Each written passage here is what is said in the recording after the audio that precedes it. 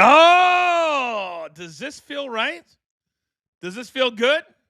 Does this feel like this could work? I think so. What's good, everybody? Welcome to a very special episode of the fastest growing pro wrestling show in all of the world. We call it the Coach and Bro Show. And we're normally here Mondays and Wednesdays at 2 p.m. Eastern Time live. And yes, if you're watching right now, we are live. Live. It is a Friday. It's 2 p.m. Eastern Time. Because coming up in about 4 or 5 weeks, the beginning of September, we plan on adding a third day, Monday, Wednesdays, and Fridays, because there's so much business to talk about in the world of pro wrestling. Now, let's introduce my partner. He is a best-selling author all over the land. Total nonstop agony, flying off the shelves. Vinny Ruru, my God. Yeah, Coach, baby? It was number one in sports in Amazon last week. It did very, very well. Thank you guys very much for buying the book. But I got to tell you, man, I find myself falling in a trap. And I fall into this trap every year, and I don't know why. You know how a lot of times, Coach, people will complain about the WWE product, and we will say, then what are you watching it for? And they'll say, they'll say two things usually, out of habit or we're waiting for it to get better. Those will be the two things that everybody says why they still watch it, right? It is. I've gone through this, Coach, for I don't know how many years now. It is the Friday before the trading deadline on Monday. And this is what always happens. Everyone and their Aunt Tilly is going to get traded. Schoolville's going to get traded. Everybody's going to get traded, right, Coach? Then you get to Monday, and nothing happens. Nothing happens. I have gone through this ritual for so many years. I don't know why I keep falling into the trap. You get sucked in. Wouldn't it make a lot of sense? Because we're always talking about creative here. If you looked at the calendar, wouldn't it make a lot of sense for this coming Monday, the day after SummerSlam, to kind of play into it, maybe have a pre-tape and go, hey, this is the trading deadline. What if we trade a couple of superstars here on the show? That's a great idea, Coach. Absolutely. Or even have announced it. You know what? We're going to steal something from Major League Baseball playbook next Monday night. Love it. Yeah, no, that's a great idea. Great idea, Coach. Thank you very much. That's why I keep saying I could be your assistant if you were head of creative. No, it's super. Right. Super. I feel like I have good ideas. All right, so here's what so since this is a special episode, Vince, I thought we would do things a little bit different. Okay? So I'm going to lay out the show so then people can decide when they want to do their super chats, okay? Guys. Because I want to try something. So we're going to start with what happened Monday night, Netflix executives, things of that nature. Then, because Club WWE is now officially open, all right? It's open. And there are lines. There are people that can get content. And, Vince, we're going to run a little contest later and give away a $50 gift certificate for people who want to play. Now, it's going to cost them. Yeah. It's going to cost them. But just understand, if you want to participate and you think you got a smart mind, you may want to hold off because it's going to take a $20 super chat to get in. We got to do at least 10. All right, to win a $50. Yeah, you got to get your skin in the game, as they say, right, Coach? You got to pay to play, baby. Yes. You got to pay to play. Yes. And then at the end, we will, of course, it's time to unpack episode number 3 from Unreal. So let's start with the normal people, how they can be involved in the show, Vince. Yes, guys, if you want to be a part of the conversation, whether it's a question, whether it's an opinion, a comment, whatever it is, you could do that through a super sticker of $5 or over. Coach, how do they take that to the next level? If they go $10 or more, Vince, then you get on the Coach and Bro Let Wheel. And in about 5 minutes, when we tell you the other thing that we're doing, if you participate at the $20 super chat level and you want to play in that, Vince, we're still going to put their name on the Coach and Bro Let Wheel. Nice. Awesome. They're double dipping. Nice. They're double dipping. Nice. But you guys don't even know what the game is yet. I don't even know what the game is yet. I'm looking forward to this. All right, we're going to do it about 5 or 7 minutes, but keep those coming because you guys know here on a Friday, I'm not sitting here for 2 hours. You better get your super chats in now. You know we're going to deliver on the other game. But we got to start, Vince, because a lot of stories were coming out of Monday, when Raw was at the Intuit Dome. and they announced 14,000 fans. And if you've noticed that when they announce the crowds, it's distributed now. If you read online, it's tickets that are distributed, not sold. So they're papering a lot of these venues. But we know, Vince, from our time in the WWE, what are the two most important buildings or markets to the WWE? Yeah, and this is important for people listening because you have to deliver in two places. Number one, and I'll tell you why, Coach, it's always going to be the Garden. And the reason why it's always going to be in the Garden, because I remember, man, this meant everything to Vince McMahon. Vince Sr. is enshrined in the Madison Square Garden Hall of Fame. And that was a big deal to Vince McMahon. I remember once, Coach, when I first started working there, I went to my first show at the Garden, and I didn't wear a tie because I am not a tie guy. And Vince cut a hellacious promo on me, but he explained why. My father is in the Hall of Fame here. When you step into this building, you show respect. Hell yes. Forget that. And the second one is always L.A. because L.A. is the second biggest market. It's a huge market. And I know, Coach, when we used to write that show, it was just like writing a WrestleMania or a SummerSlam or a Royal Rumble. It was a big show, and we always knew we had to deliver in L.A. I would argue that the LA show was more important to the business than the MSG show. Yeah, because you never know. Yeah, and you never know who's going to show up. Celebrities are going to come out, important people, executives, because I'm a lot of the partners with the WWE have businesses there. I wouldn't argue with that. I think the Garden was more of a personal thing for Vince, but the LA show is probably more important than New York. No doubt about it. I'll never forget. There's a lot of great stories when you talk about L.A. and New York and the business guys. One of my favorites was when you talk about creative, there was this young kid. He was a big-time child actor, Vince. Young black kid. He left his wife and daughter because they're on this 3-month trial thing, right? And I'll never forget, he was miserable. And he's like, Coach, I don't know if I can do it. I hate the schedule. I hate all of it. And my wife and daughter are still back in L.A. So we go to L.A. to do a show. And then you leave right after the show and you go to the airport to fly back home. So the limos are waiting, and this kid's nowhere to be found. And so I'm texting him going, hey, big dog, we're waiting for you. He said, and I quote, go ahead and leave without me. Yeah. I won't be going back to Connecticut. That Coach, that does not surprise me at all. And that's the thing about so many people. Like, they have no idea, like, the inside. A regular person who is used to a normal job, you have no idea what this animal is like, man. You just don't, man. You don't. And it kind of brings up, we've been seeing a lot of these stories, Vince, this week.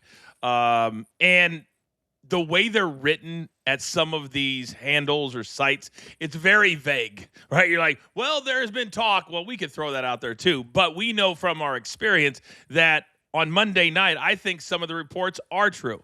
I think there was a lot of added pressure on Triple H and the team to deliver a big-time show because it was L.A., because Netflix has seen their ratings go down. We know SummerSlam tickets are not selling, so ESPN's very invested in what are we doing for us come the weekend. So a lot of people had eyeballs on Monday night, and I think you could feel that a little bit by watching the show, couldn't you? Yeah, which makes it really, really, really interesting, man, because when you look at the Joe Henry Dannenhouse situation, that's what did you just say? The Danhausen situation. Oh, sorry. What? You didn't say Danhausen. I didn't say. I said the second time, though. I said it the second time. Coach, you know why, Coach? Think about this for a second. Think about this. Yes. That's really rolling the dice and taking a chance. Yeah, it really is because, see, Coach, there are some things in wrestling, and I'm sure you've been bro, this was big time for me when DX had to come out like the Nation. And I was like, bro, this is going to either be a fart in church or it's going to be phenomenal. You know it's going to be one of the two. One or the other. But what I'm trying to get across here is, Coach, I don't know if I would have taken that chance in L.A. If we're in Des Moines, if we're someplace in Florida, but L.A., I don't know if that's where I would have taken that chance. It's my Home Depot argument. It really is. Everything in Home Depot, all 85 different boards had to get through a room. That had to get through a room. And I'm almost guessing too, Vince, I don't know how they do the production meeting now. But if this would have been when Vince was in charge, those Netflix executives probably would have been invited into the room. Right. And they would have been allowed to sit off to the side and kind of see how the bread is made. Yeah. You know, hey, guys, come on in. Because executives, especially outside of the wrestling business, guys, they love to be a part of it. They love to hang out. It's just like executives with athletes in the NBA or NFL. Man, I hung out with Tom Brady. That's how these executives feel about, remember when they started this and Rock was like, there they are up in the skybox. Yeah. But also these executives, Coach, these LA people, noses up in the air, these executives know that a town like LA looks down their nose at the wrestling business. They don't take it seriously, and it's a joke to them, and they laugh about it. So when the WWE does something like this, and those executives are there knowing how the industry looks at the wrestling business, man, that show is feeding right into it. Because right now you're giving them every reason in the world to say, yeah, you see, this is wrestling. This is what we mean about wrestling. And that's just not good. And that creative team, they had to take all of that into consideration before they went ahead and did that. They had to have. What would you have done, Vince, if you know you had a big show like that, you knew the executives are coming? It's kind of a weird decision when SummerSlam's in Minneapolis to have Raw so far away from where SummerSlam is at. Now, SmackDown tonight, by the way, have you heard where it's at? I don't know where it's at, no. Green Bay, okay? Oh. Green Bay, not the biggest arena. But, Vince, they've sold less than 4,400 tickets for SmackDown tonight. Oh.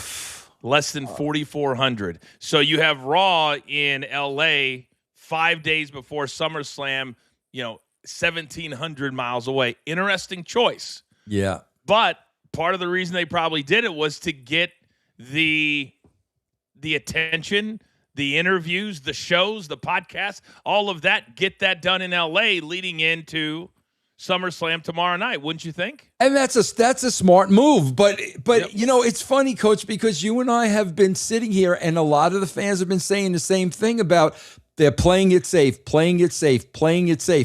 And then you decide to do something like that in L.A.? I mean, my God, bro, I just think that was the wrong place to do it. So I agree with you.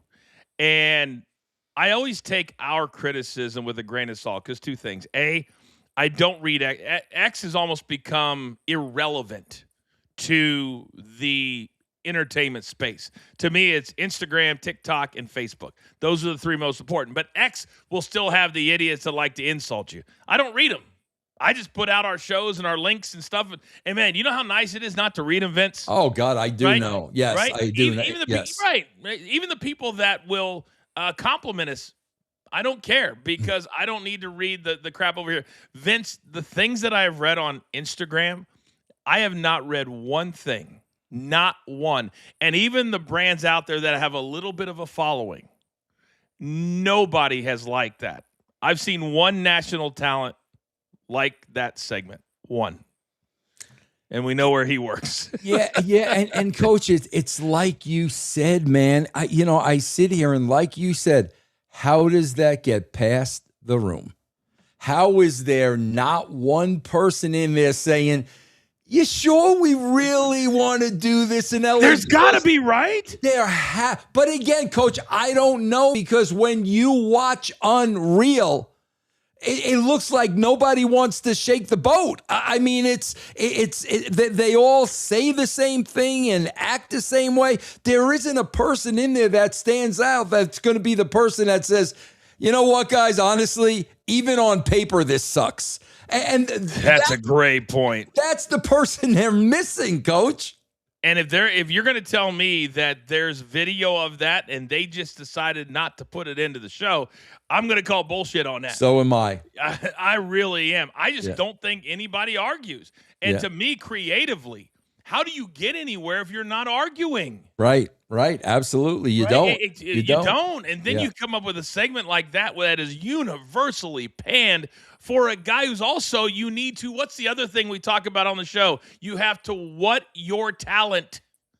Protect your talent. Absolutely. You teach us that, right? Absolutely. And right now, they're not protecting Danhausen.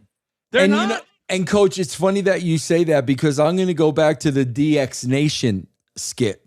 So what happened was I just told DX, this is what you're doing. This is what I need you to do. Those guys disappeared. Then they came to me in full regalia. And I looked at them and I said, okay, this is going to get over. Now, if they didn't look the way they did with Road Dogg doing, D'Lo's head and X-Pac was like an 800-pound, if it didn't visually look like that, I might have said, guys, this ain't going to work. But when I saw what they did with it, I'm like, oh, okay, this is going to get over. Bro, please point me in the direction of the person that said that skit on Monday night was going to get over. Please point me in that direction. Can you imagine, like, if they had like a spotlight in the room, and like we're actually doing like the skit, and all of a sudden it just goes down on one dude. He's looking around like this, like, oh no, wasn't me. No. I said just Joe. No, just the little. No. Yeah. Oh, geez. Yeah. All right. We have a lot of super chats that are coming through already because you guys know we're only going to do so many today. But here's what we're going to do because Vince, Club WWE is now live. It is now live, and I want to start by putting them over. Okay. Well, we're going to try to be more positive here at the brand, here at the show. And I think we have some video because there's a lot of perks that we need to talk about when you're talking about this $99 a year, very exclusive what do we call it? Club, I guess. Yeah. Cool kids. Great. Yeah. So here is a picture and video, I believe video, of the line of the exclusive merch that club members can buy today, Vince, as a part of the whole SummerSlam thing. And there's also a gigantic line of people that can buy the exclusive merch that John Cena released from the cities that he did not get to go to as part of his tour. So these are all club members, this entire line. So clearly and look, it wraps all the way around and it goes in. So, and then you get your club thing, you get some merch, different things. For $100 a year, I could see why they would sell a lot, wouldn't you, Vince? Yeah, I'm waiting to see what we get though. What are we getting for the $100? Well, there is you get a discount on tickets. Okay, so there was a guy that did an interview. He bought an $800 ticket. They got a code. It only cost him $560. So that's a bonus. It is a bonus, but you don't know what the discount is. You don't know what it's going to be. It's just going to be discounted. I'm sure that when they give you the code, they tell you it's 25% off or 30% off. It's only on SummerSlam tickets. Okay. Only on SummerSlam tickets. So that's one thing. Then you get some merchandise that they throw in, just little things, not super expensive stuff. Yeah. But then, Vince, you get the content.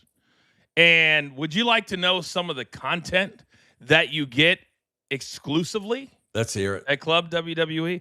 Yes. All right, producer man, I believe we have one of the episodes of Maxine Dupree will be doing Pilates videos on Club WWE. I see that bad posture through the camera.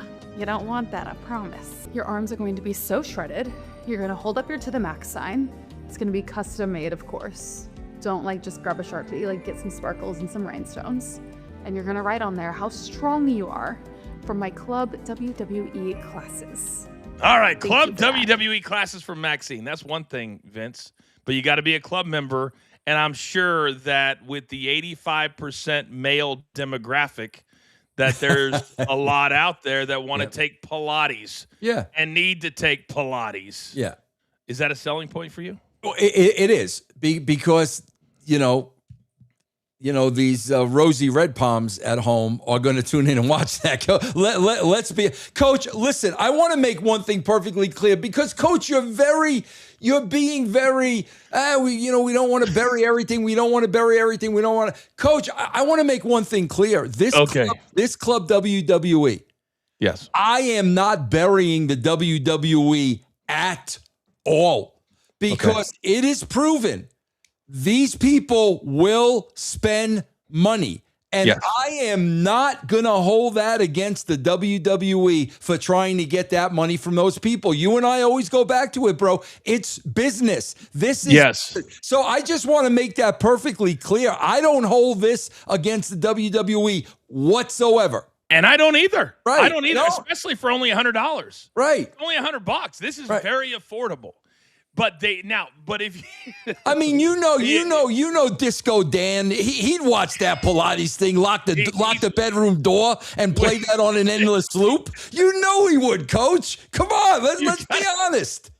Let's be honest. He won't tell his girlfriend. God forbid his girlfriend finds out he's watching that. But let's be honest. And the WWE, they know that. They know that. And I hope they're paying Maxine. She's a delightful talent. And I'm sure they are. And that's another little stream of revenue for the talent, which is good. They're really smart. And all of you who clip us, by the way, all you clippers, make sure you get this part. We're putting them over. Yes. Now, what these fans don't realize is that when they buy the SummerSlam ticket, I'm getting 30% off. Were you going to buy a SummerSlam ticket anyway? Yes. That's where they're super smart with this. Right. Yes. Hey, we're giving you 30% off through the club. Now you feel like you're getting something. Right. Instead of buying a $580 ticket to SummerSlam. Right. So you feel so it's perfect marketing. Right. Perfect Absolutely. Marketing. And what do you and I say every single show? They know how to make money. No doubt about it. We'll never criticize. Right. That's not what we're talking about here. Not at all. Not at all. But this is not the only show, Vince, on Club WWE. Of all of the things they've been doing lately, who's the one person who is getting a little bit overexposed? Yeah. What is this? Danhausen's ice cream truck? They get an exclusive. No. That's I will never criticize ESPN for any of their efforts. All right. This is strictly Club WWE, and a few months ago, it would have cost you $11,000 to cook with somebody in Italy. Remember that? Yes. Now, if you're a member of Club WWE, you get free videos and cooking lessons with Danhausen. Okay. And the first episode is with none other than Ethan Page. Okay. Oh, you need more grenadines. No. Leave that. Oh. That's fine. So you mean to tell me Yes. we've got 3 cameras, Yeah. It's a crew. 8 lights. Yes. There's one back here. There's For one you right to there. pour this Yes. into this. Yeah. And I'm just gonna take a wild guess that you just squirt a little bit of this into this. Make me wait 30 minutes and ask me to review it? Yes. My children could make this. Good. Then it's recreatable. All right, so this is another show you get, Vince, on Club WWE. Okay, so hold on. How did we see that footage then? Is that from a club member? Like, how did we get that? WWE put it out on social media. We got it from X. But I thought you've got to be a club member to see that. Right, that's only a clip. That's not okay. the entire So show. they put a tease out there. They put little tease. Okay. Little tease. Right. Okay. Little tease. There is one other show, and then we're going to get to the audience participation part of the program. Kit Wilson also has a show on Club WWE that is called Is It Toxic? Is It Toxic? From Setting Kit an Wilson. alarm and snoozing for 2 hours. It's a red flag from me. Hey, Clap. Look. I told you could use this space to do whatever you want. I welcomed you to my home. The one thing I asked you was to not be too loud. Yeah. You're talking about red flags, green flags, yellow flags. You're talking about snoozing. I snooze all the time. Okay? So but you know what? The point is, I've asked you to be quiet because you know what I'm trying to do right now? I'm under a lot of stress, okay? Nobody in this company has been calling me back. So now I'm trying to prepare for the future because I don't know what this place holds for me. So I'm trying to figure out these kitchen tiles, okay? I think maybe I have a future as an interior decorator. It's not working out. You're disturbing me. I need to focus. I've never done this before. All right, producer man, take this down. Clearly, they're writing their own scripts there, Vince, and stumbling over the words. The reason we waited for Kevin Owens, he also has a show on Club WWE that are bedtime stories for kids. I guess for kids. But he's doing a bedtime story show. So those are 4 things that you can get if you're a member of Club WWE. I think we can do better. I think we can do better. Do they have a lineup of shows? How frequently do we get these shows? Do we know any of that? We've only gotten teases so far. Okay. I don't think anything is locked in yet. Okay. So I think here at Coach and Bro, I think our fan base can do better. Okay. So here's what we're going to do. We're going to take at least 10 $20 super chats. The first 10 that come in. I've got our boys behind the scenes are going to be taken down. I need, if you want to participate, you write Club WWE dash and then your idea. We will discuss it and we will pick the best one and you will receive a $50 gift card to our merch store to buy anything that you want. Wow. Which is double the amount that you get from the Coach and Brolette wheel. So how do we decide which is the best one? I mean, is it you and I voting? Who's the tiebreaker? What do we do? Probably producer man. Probably okay. Three of us, we can vote. Got you. Okay, I look forward to this. Yes. All right. So we're going to do at least 10 $20 super chats. Put Club WWE on the front, and then we'll read them as they start to come in. Vince, in the meantime, we already have a bunch of super chats. I'd love to hit now before we get into Unreal, if that's cool with you. Yeah, let's do it. That's cool with you? All right. Hamwag6596. By the way, Vince, and producer man, I don't know if you downloaded him. I wanted to give him a shout out. He bought some merch. Or got some merch. I don't know if he wanted it or not. And he wore a picture with me and you to AEW on Wednesday. Yeah, I saw that. I did see that. Yes, I did. Yes. That was Hamwag. Hamwag. So very thank nice. you for that. Thank you, man. Dynamite Detroit was red hot. Willow and Mercedes were amazing. I was front row wearing my Coach and Bro t-shirt. Sent photos to producer man. We have them, and if we don't have them up today, we'll put them out on Monday. Very nice. It's so cool when people do that, and that's what we want you to do. Yeah, absolutely. So cool. Yeah. And you and I looked really good on the T-shirts, Vince. I would love to know if Hamwig can tell us. I would love to know what he paid for a front row ticket to Dynamite. I would love to know what he paid. I'm just there he is. There it is. Very nice. Right very there. Nice. God, that looks like great material. Me and you are just like that. Yeah, man. That's not too shabby. You know who he kind of looks like, Vince? Who does he look like? Think about wrestling. Think about, I mean, come on. There's only one person. Wally Cox, the center square of Hollywood Squares. He looks like Downtown Bruno. Yeah, he does. He does a little bit. Now that you mention it, he really does. Yes. Yeah, he looks like Downtown Bruno. Yes. Hamwag, thank you, man. You look great, and Dynamite looked great. Let us know in the chat what you paid for your ticket. I'm interested. Yeah, we so are am I. interested. Yeah, I'd love to know. All right, let's go to Visionary Music. Hey, guys, hope all is well. Love JCW last night. Funny how Triple H blames fans for not having fun when a founding DX member seems to have forgotten what fun is. Please give away my wheel spot. We certainly will, Visionary. Some lucky fan will get your spot on the wheel. There are things in Vince in Unreal that completely contradict what Triple H says in a lot of his interviews before shows. Like, completely contradict. Like, the other day, he was talking about Brock and Oba. We talked about it here on the show. He went on another show and basically said the opposite. Coach, can I tell you what I think is going on? And this is very, very, very tough. Yes. It's very tough for anybody. I had said, man, many years ago, it was noticeable when Triple H took over and we could see them make a shift towards catering to the internet wrestling community and catering more towards wrestling and longer matches and 5-star matches and flip-flop and flying. We saw them make that change. That's a change that Triple H was behind and believed in. He really, truly felt, because he's a wrestler, he felt that was the way to go. Mm-hmm. Well, now they're not doing the numbers, and now they're losing audience. And now what he believed and what he thought and what he practiced doesn't seem to be working. That's hard, man. Like, you just put any, a coach of any sports team. You think the game plan, and this is how we're going to attack the out. He had a plan, and he really believed this was the way to go. And now he may be finding out, you know what? I'm not so sure anymore, and maybe I was wrong.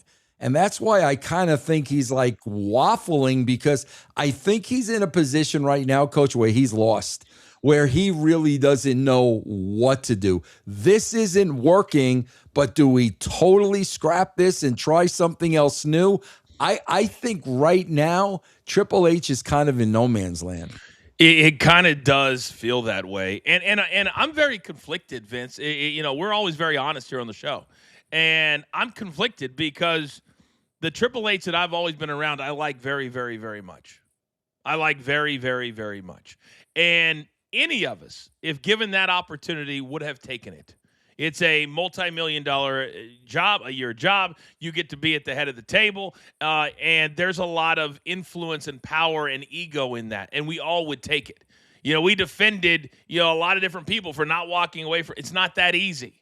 Mm-hmm. But I think the hardest thing to do is to admit when you're wrong, because you make the reference to a major league manager or a head coach of an NFL team. And if you went out public and said, you know what, the last 2 years have been the shits. Well, what reaction are you going to get from your fan base? Well, we've been telling you that, and you've been telling us, put the passion back into the heel, not into the creative. Put the passion back into this. And if a major league manager says, yeah, the last 60 days sucked because of the decisions that I made, what's going to happen to that manager? Probably get fired. Yeah. For whatever reason, in wrestling, that doesn't happen because there's only so many smart people that get to sit in that room, because there's 2 or 3 major promotions and not 32 teams in a league. Right. Yeah. Does that make sense? Absolutely. And I think that's where he's lost, to your point, is there's so much pressure, because a lot of times when you're in the WWE, you feel like you are the wrestling business. Yeah. And you can act that way sometimes too. Coach, what was so telling to me, man, and I know he didn't think twice about saying it, but when Rollins gets hurt in the second episode and they're going around the room, who should we put the belt on? It's CM Punk, CM Punk, CM Punk. And then here's what Triple H said. Well, if we put it on CM Punk, that'll get us through the holidays.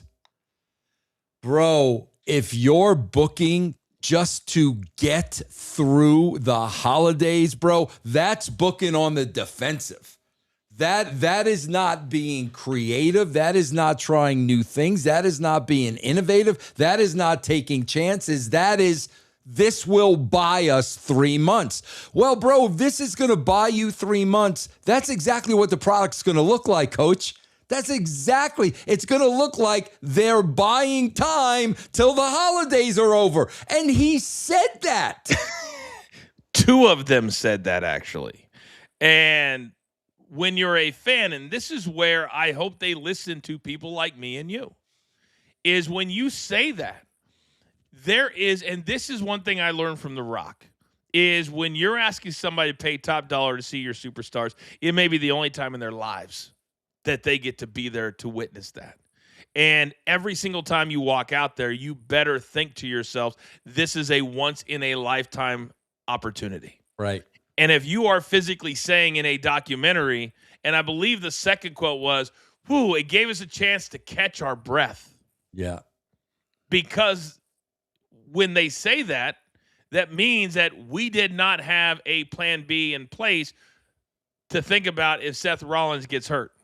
Or if Braun Breaker gets hurt. When you said, man, we had to catch our breath because we were planning on this, and then you just said something that should be their moniker moving forward. When your numbers drop, Vince, and you're not trying something new, that's an opportunity to do that. Right, exactly, Coach. Yes, it is. Yes, it is. It's an opportunity to see if something that wasn't even on your radar, that you weren't even thinking about, works. And at this point, like, what do they possibly have to lose? The other part of it, the answer is nothing, because they already have the money. This would be the time to try everything. Yes. Yep. Because you have 7 years left with Netflix. You still have 3.5 years left with, or 4 years left with ESPN. They're not going anywhere. If this was the last year of the contract, okay. But it's not. Yeah. The one thing that drove me nuts, there was a lot in episode 3, but when Bruce was sitting there like the Godfather, going back and forth in his seat going, but if we bring him up, we just got to be really, and I'm paraphrasing a little bit, really, really sure they ain't ready. They ain't ready. They ain't ready. Just kept saying that. And I'm like, at what point do you throw them into the deep end and get them ready? You can't fake those bright lights. And he just kept saying, they're not ready. They're not ready. We got to make sure and do that. Well, right? yeah, because that's what he said. He said, we're going to bring them up and they're not going to be ready. And I'm like, then what are you bringing them up for? Correct. The New York Mets aren't bringing up a AAA guy if he's not ready. They're bringing him up when he's ready and he's going to be a part of the success. And for Bruce to sit there and say, we're going to bring him up, but they ain't going to be ready. Then what are you bringing them up for? If you already know they're not ready, what are you doing? And do you know what I would have loved to have seen in Unreal? Because they brought from December to the Royal Rumble, and I saw one of your tweets. It was a very positive one. You're like, how come we're not seeing these human beings on the show? Right. And that's what I was thinking. I was like, I'm really enjoying getting to know Obafemi. Yes. Getting to know, so was I. Right. And I noticed that, and I was like, this is the guy. This is the monster. And then what do? Is he going to be a heel or a baby face? And then they said the line that I was like, oh, God, I don't really think it matters. And then they had Trick Williams, and he goes, I'm not a baby face. I'm not a heel. They just love what they love, something to that effect. I'm like, if these are two guys and in the creative events that don't think that being a heel is important, that's partly the reason why the crowd doesn't react to certain things in a way, because you're not trying to make somebody a distinctive character. But he also said in the same episode, the character is everything. Breathe. Let it resonate with the crowd. Did he not say that? Yes, he did. Yes. Yeah. Well, if it's important and you're resonating with the crowd, isn't it equally important to know what is resonating with the crowd? Doesn't it kind of sound like nobody's educating them to really make them understand, and they're kind of coming up with their own beliefs and what they think on their own? Yes. And nobody's really getting with them, a coach or a manager or somebody. You don't see it. You don't see it. Yeah, because, Coach, that's the one thing, man. I wonder if we're ever going to see this. I swear to God. I wonder if anybody is ever going to come to the back and go to Triple H or go to Bruce or go to anybody and have them say, you know what? That was the drizzling shits. Bro, I heard drizzling shits a million times when I was back there. We have not heard that one time in 3 seasons. In 3 seasons, everything was great. That was the best. Couldn't have been better. Oh, yeah, guys, we're watching this show, and you're going to tell me nothing on this show is a drizzling shits? You know what's funny is that, not to call out anybody by name, but there is at least 5 to 7 that I can think of off the top of my head that we worked with there that are on that show that would say that all the time. Absolutely. Coach, all the time. Oh, Coach, that sucked. That was the worst. I will do a segment I will do a segment at GCW and go in the back and say to myself, Vince, that was a drizzle and shits. I will do that. And bro, come on, coach, how many times have we heard that in wrestling? The drizzle and shits. I have not heard it one time in 3 years on this show. No, somebody needs to tell Peyton Manning, get drizzling shits in the show. Yeah. he's the executive producer. Come on, man, right. please. And I don't think there's anything wrong with that. I don't either. No, what, they hit a home run every time? Apparently so. They want it all good. We know that. We know that. All right, we've got several more super chats. Let's get those $20 in if you want to have your idea for Club WWE considered to be the best idea at the Coach and Bro Show. We're going to get to those. Again, put Club WWE at the beginning. Let's go to K_, spot on the wheel. Yesterday's JCW was on fire. Cruel, looking scary. Big Vito absolutely letting Sally Boy have it. Kerry Morton, #1 contender. The show is incredible. Keep it up, Russo. Wow, that's awesome, man. Thank you very, very, very much. Yes, thank you. That was like 3 storylines in one super chat. Yeah. Doesn't seem so hard. It's not brain surgery, right? No, it's not. No, it's not. Talking about wrestling. Yeah. Let's go to Jeff -TH. You are, of course, Jeff, a very valued premium member. Hey, fellas, here. This is for the 2 greatest to ever work in wrestling business as a writer and on-screen talent. Thank you. Do you believe they will attempt to put on a great show for SummerSlam for 2 nights and your favorite SummerSlam? I think they will attempt to. Yeah. I don't think they ever go out there and go, we're trying to suck. Yeah. I would love, you know what I would love, Vince? I would love if this is pie in the sky, if there was like a 24-hour period where the WWE talent could literally say anything they wanted to say. And you set them down for interviews about either SummerSlam or the last 6 months or whatever, where they could be absolutely honest. Oh, my God. That would be great. I wonder what you would hear. Because they're already, I mean, you're starting to see Damian Priest, LA Knight. A few guys have done some interviews that are like, listen, I don't like sitting around backstage. I don't like doing this. And did you notice in episode 3 where Triple H started, and this is where I almost, if I was him, would have my secretary following me around, reminding me of what I already said. Yeah. Because remember in the last season, well, Chelsea Green's not good enough. And if we have her beat her, but boom, boom, boom, then we had to apologize to her by Mike. Remember all of that? Yes, that I was do. Big, right? Yep. Well, now in episode 3, what does Triple H say about Chelsea Green? Yeah. Puts her over to the moon. To the moon. Yeah. To the moon. And then they wipe right into her new house, and the Matt Cardona is back, and it was a very good part. But I was like, wait a second. 8 months ago, you said she was not good enough to beat so-and-so, so-and-so, so-and-so, and so-and-so. Yep. Favorite SummerSlam. Mine's 2003. That's a SummerSlam I turned heel. It was one of the greatest heel turns of all time. Anybody will tell you. Sports Illustrated will tell you. Vince, that was one of the greatest nights of my life. God, I got to watch that, Coach. I wasn't watching WWE during that time. I got to watch that stuff.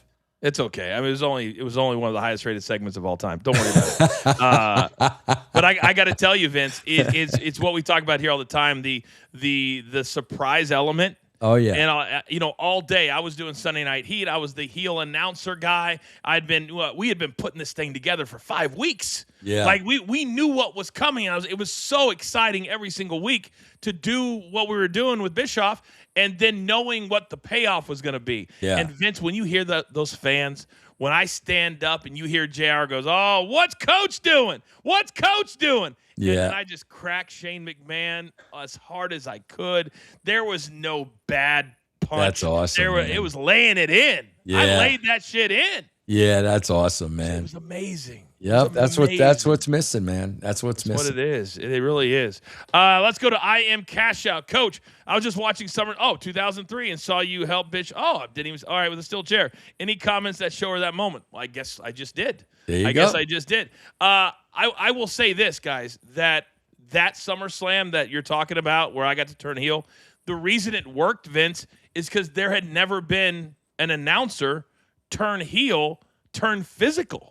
Yeah. Most of them are females. Most of them are like Kevin Kelly or Michael Cole. Yeah. They just weren't, physical. Yeah. Yeah. I think that's what made it so great. Even Nobody though, saw it coming. even though I did see pictures on Twitter yesterday of Michael Cole with a shirt off and he's posing and he's showing you his abs and everything, and I'm like, what? That was a few years ago. Oh, was it? He was a character at one point.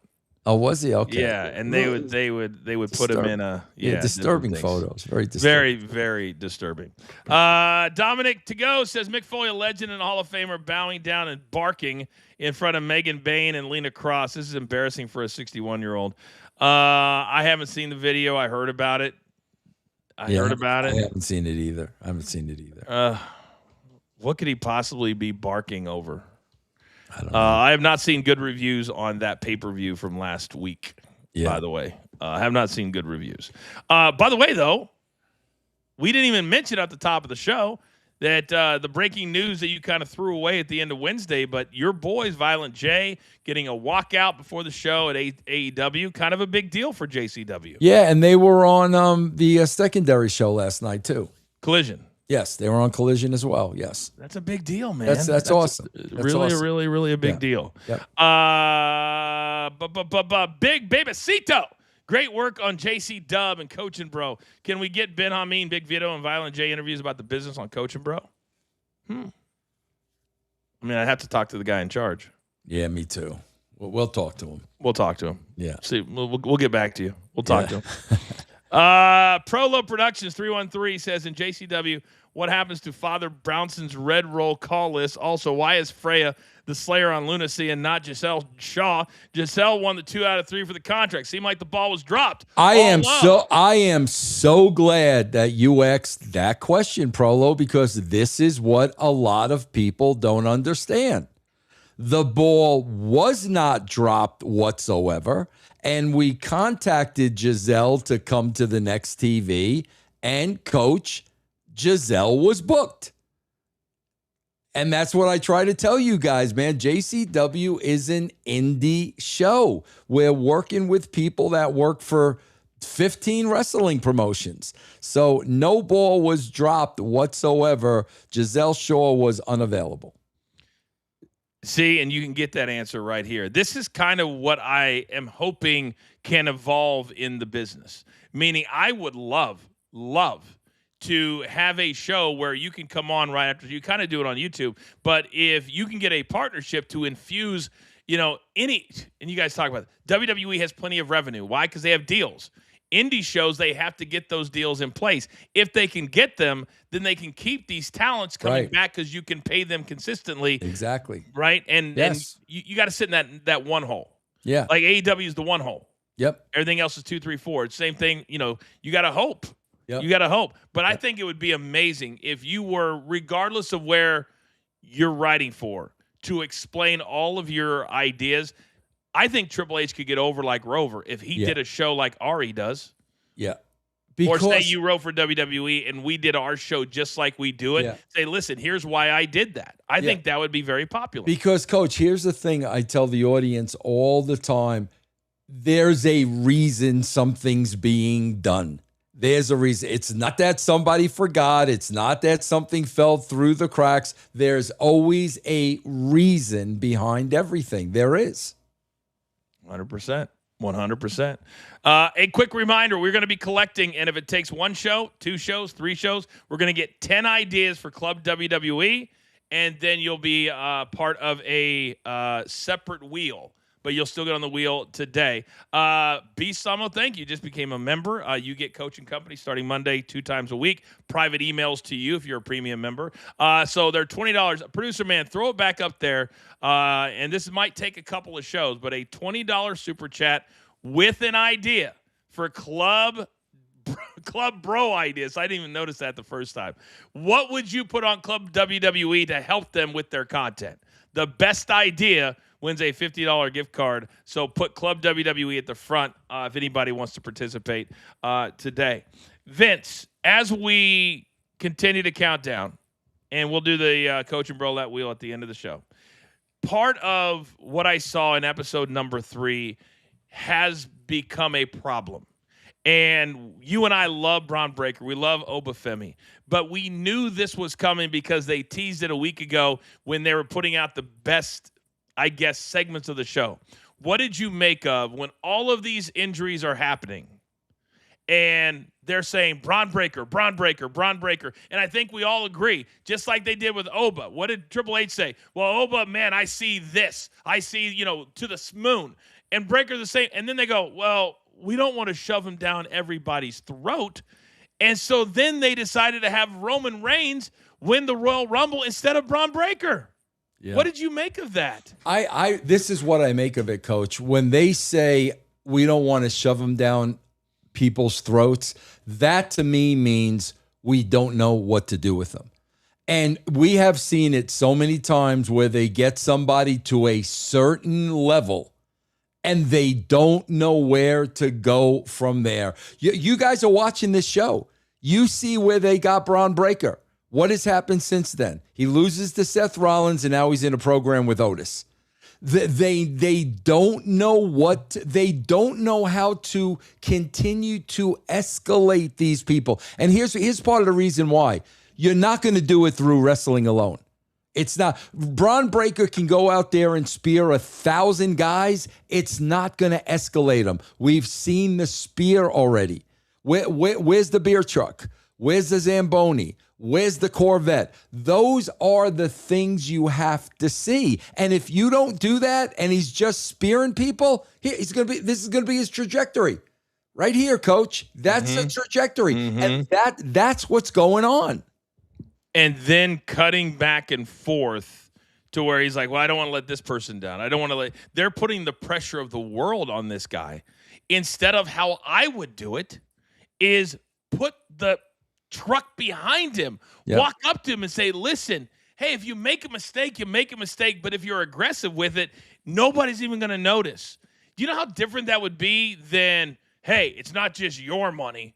It's his money, his money, his money, his money. But don't feel the pressure, Braun. That was a segment. That was Paul Heyman saying you can't afford. And I know the message, what it was meant to be, was you got to lay it in. You can't worry about hurting Seth Rollins. But to me, when you've got a young talent and the way the atmosphere is and people get terrified of their own shadow, there's got to be a better way to motivate. Yeah. There has to be. Did you notice in that episode, what did when CM Punk and Triple H were talking about the young talent? Do you remember what CM Punk said? I don't remember. So he said, and I quote, "You can't become a main event talent without working with main event talent." Yeah. It was a very one-on-one conversation with Triple H, and Triple H was like, yep, because they were talking over who was going to go over in the Royal Rumble, who was going to be, he called it their playoffs, their start of their playoffs. Yeah. And you're basically saying whoever wins is your World Series team. Yeah. That's what you're saying. Yeah. And so if you're Oba or if you're Braun Breaker and you're watching that, if you're Oba, you're going, yep, I'm the freaking man. If you're Braun Breaker right now sitting at home, not being on the SummerSlam card for 2 nights, and you watch that on Unreal, where's the confidence level for you? But Coach, that's the problem, bro, and that's the problem with lack of creativity. If Braun Breaker wins the Royal Rumble, if Obafemi wins the Royal Rumble, and we saw it with Obafemi this past year, they don't know how to top that.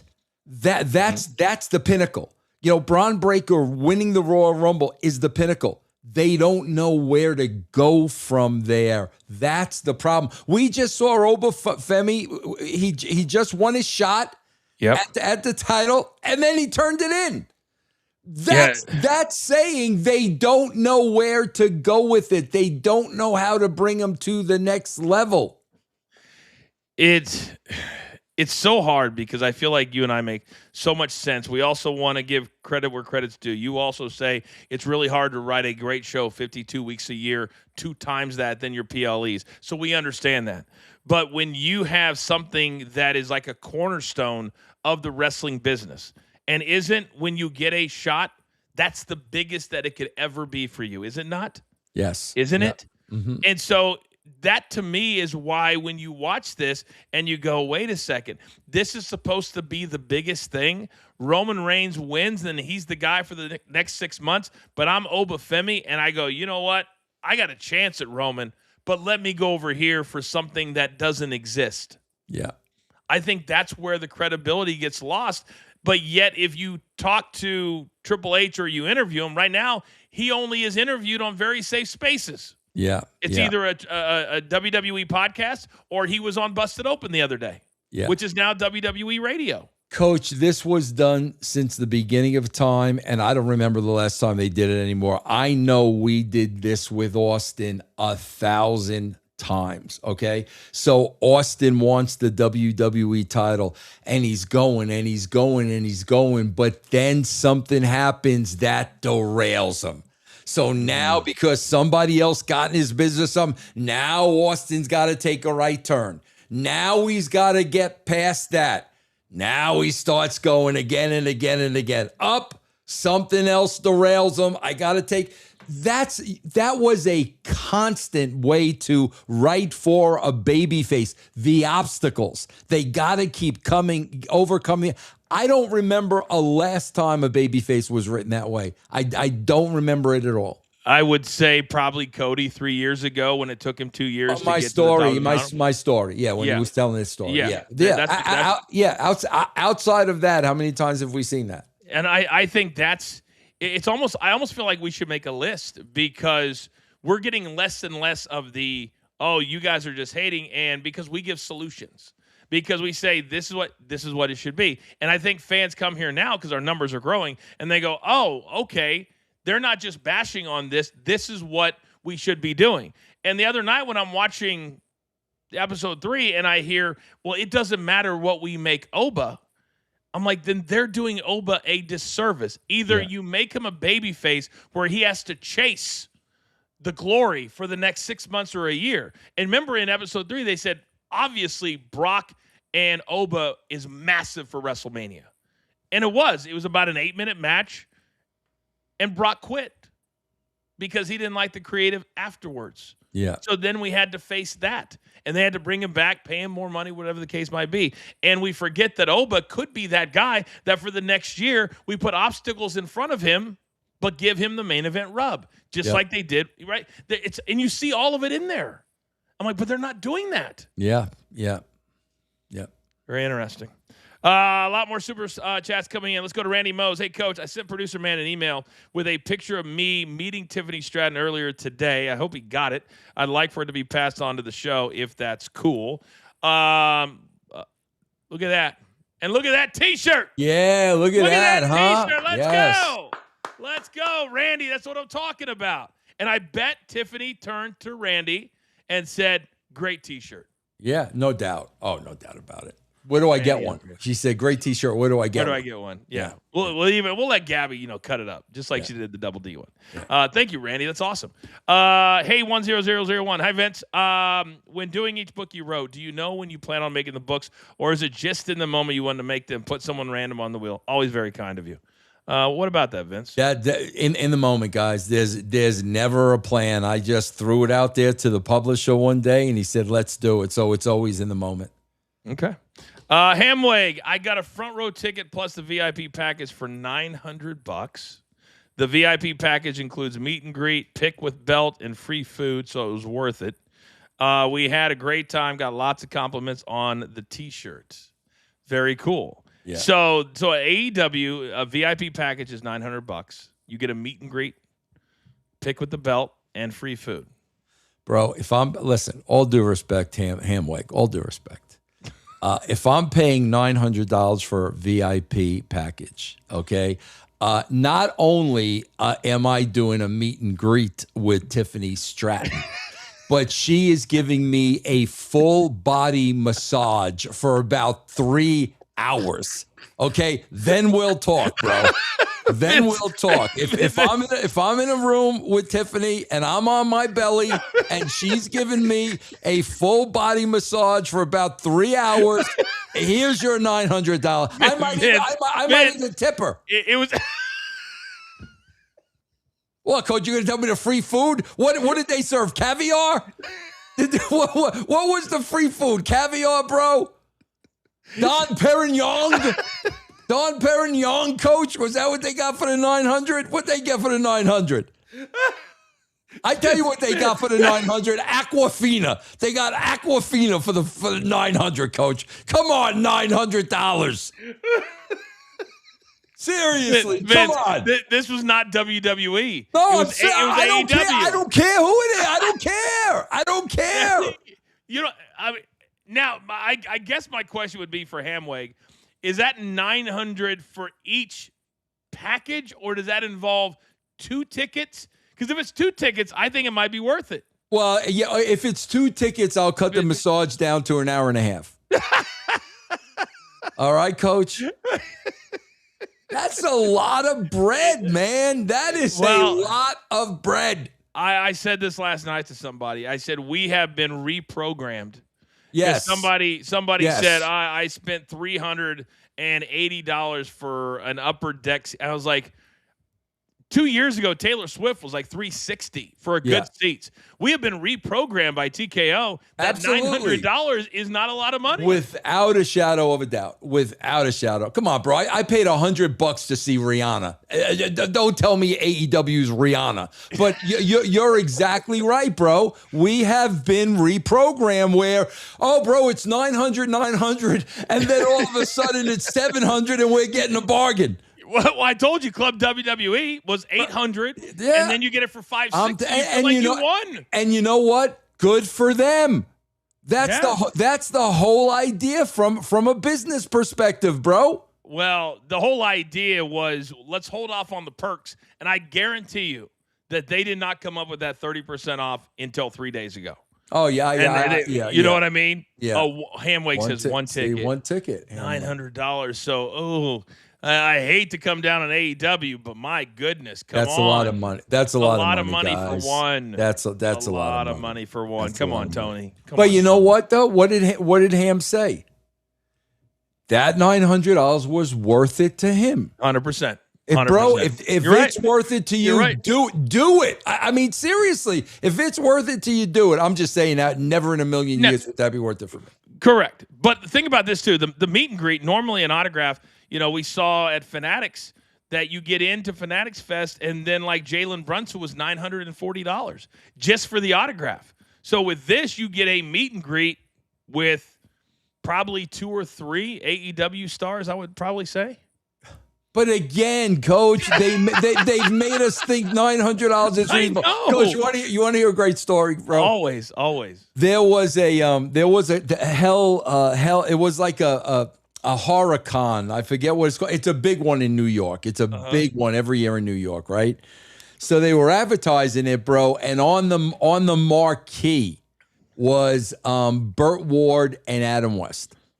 Oh, Batman. Okay. Yes. So I called the guy, Chiller Theater, Chiller Fest, something like that. I called the promoter. I'm like, brother, I will come for free, but I got to meet Adam West. I'll come for free. He said, okay, Vince, you come for free. I'll arrange it for you to meet Adam West, right? Okay. So, bro, like a mark, before I meet Adam West, I get this placard. I get this little poster laminated of the Batman movie, the movie they did, and I'm going to bring it there, and I'm going to get Adam West, and I'm going to get Burt Ward to sign it. Okay, that's my mission. Okay? Okay.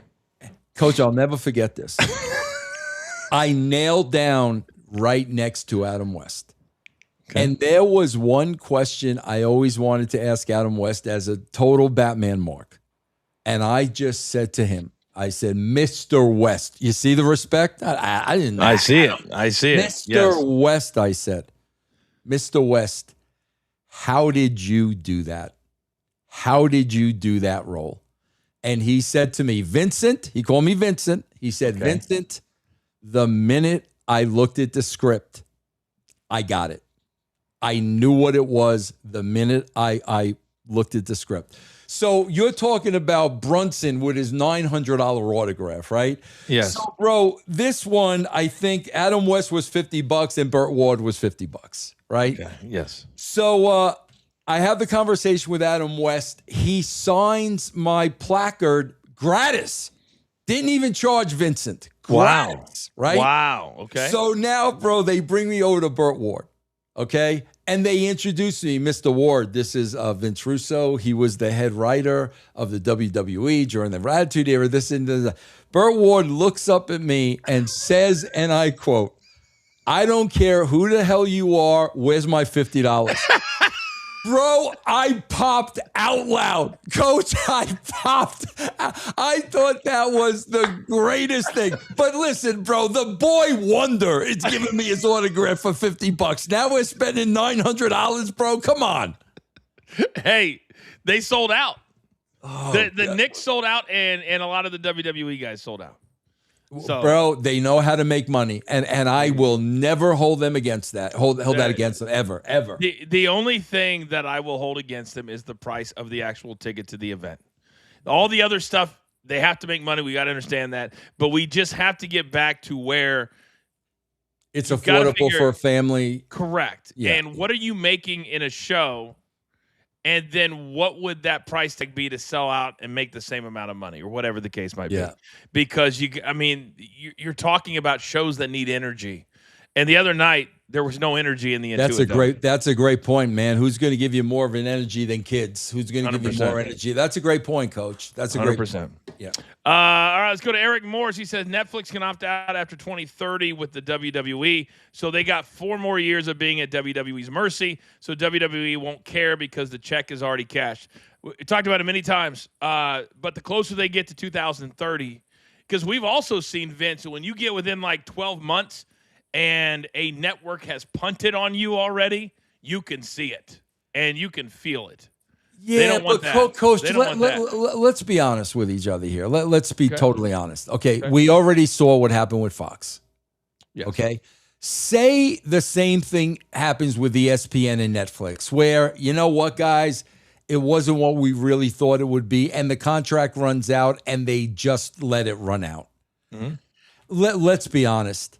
They're going to get buku dollars from the next guy. They're not going to make less money because they lost Fox, ESPN didn't renew, or Netflix. I disagree. I don't know. I'm not too convinced of that, Coach, that there's not another sucker out there that is going to sign them for buku amounts of dollars.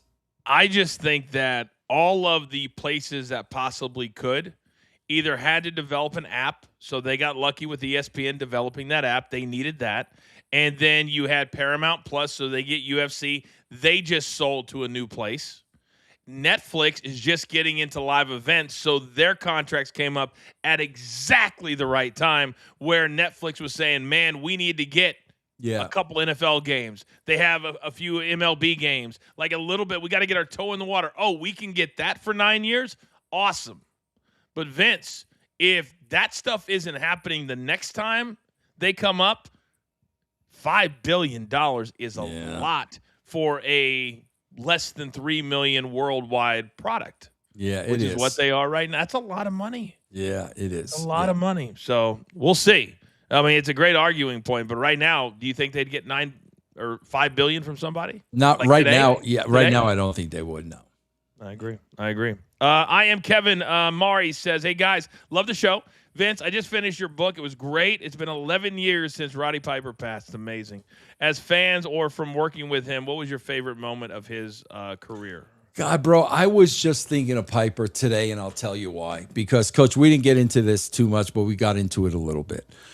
We watched the 3rd episode of Unreal. I'm walking away liking the people. 100%. I like Trick. I like the girlfriend with the elephants. I love Chelsea. Matt Cardona. We see Matt with the spray tan all over the bed. We're seeing all this. Braun Breaker. I love the people I'm seeing. Those people are not coming across on television. And that's why I was thinking about Piper. Tell me why. Piper came across his television. That's why you loved Piper. You loved Piper because of Piper's Pit, where we got to see Roddy Piper's personality. Piper's Pit was not a wrestling promo. He was the host of a talk segment. And that got me to thinking too, bro, when's the last time we had a Piper's Pit? Oh, gosh. Why can't we take somebody and put them in that role? But Was it Miz? I think Miz is probably the Miz TV. Yeah, Miz TV. Yeah, that was maybe. probably the last time. But my point is, these are likable people. You want to watch these people. You want to support these people. That ain't coming across on the show, man. It's not coming across on the show. They're all coming across as wrestlers. That's how they're coming across.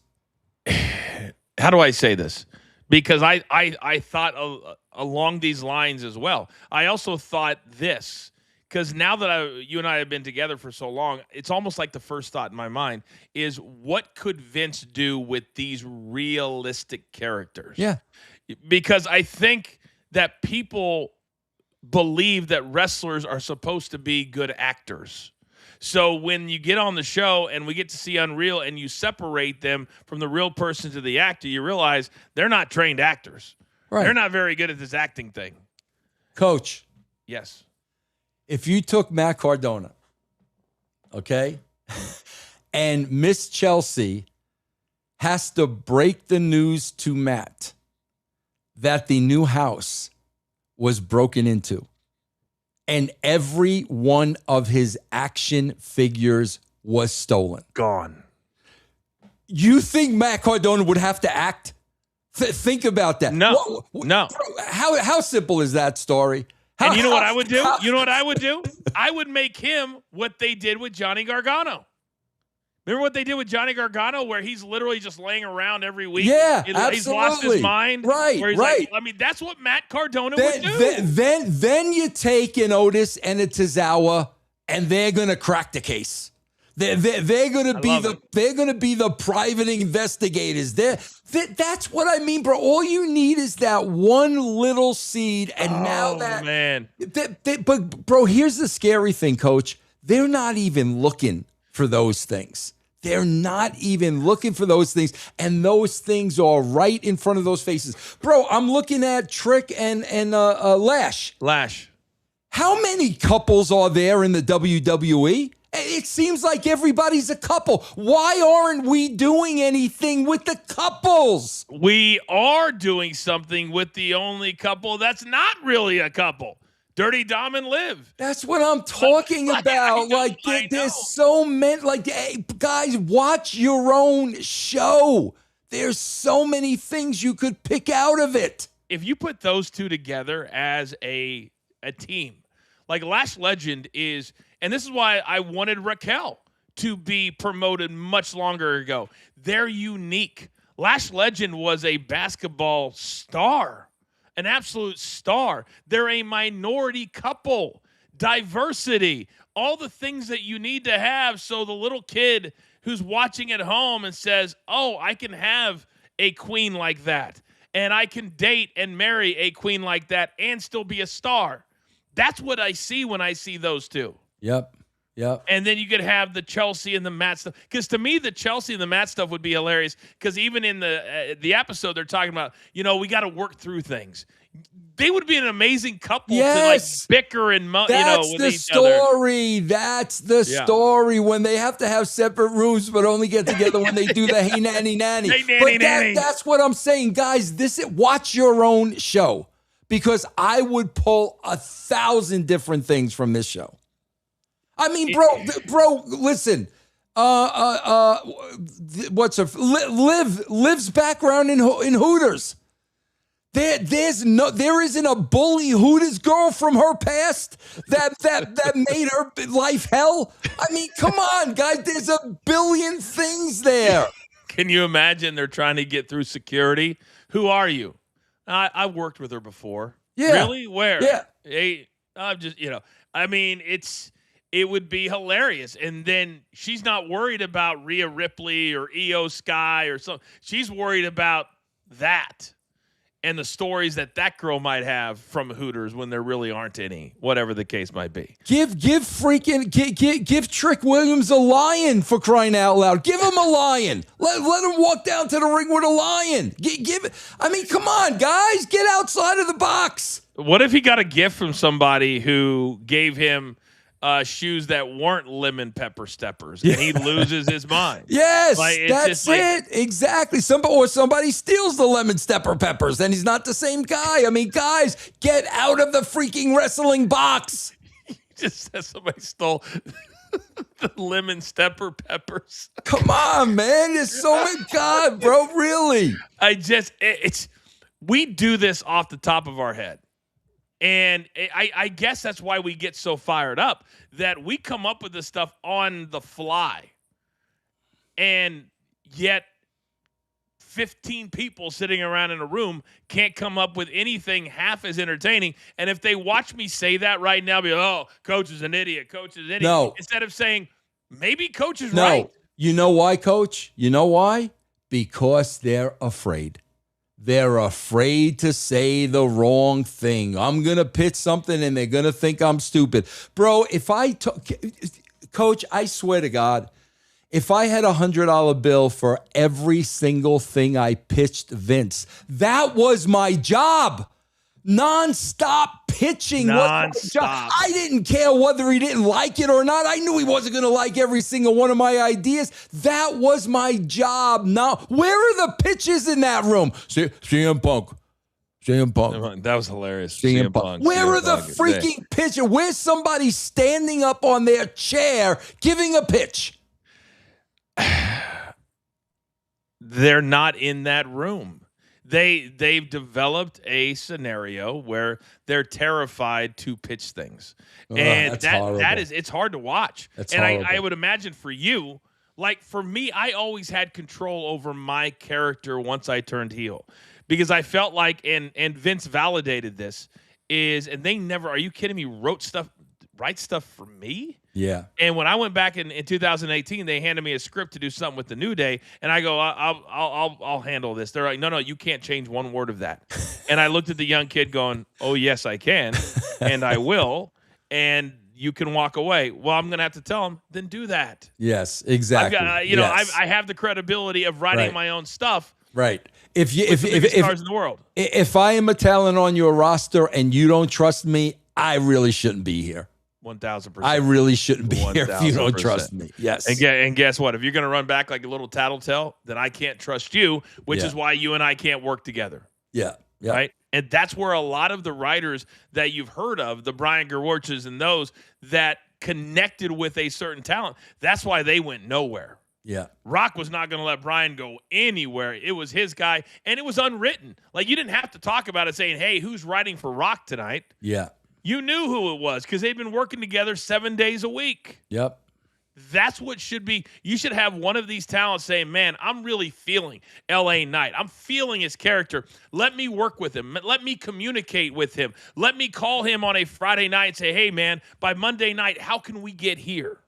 Coach, this is a true story, I swear. Yep. When Austin won his first title, okay, the first title at a pay-per-view, we're at Raw the next Monday, and Vince pulls me aside. And Vince says to me, Vince, from this point forward, you are connected to Steve's hip.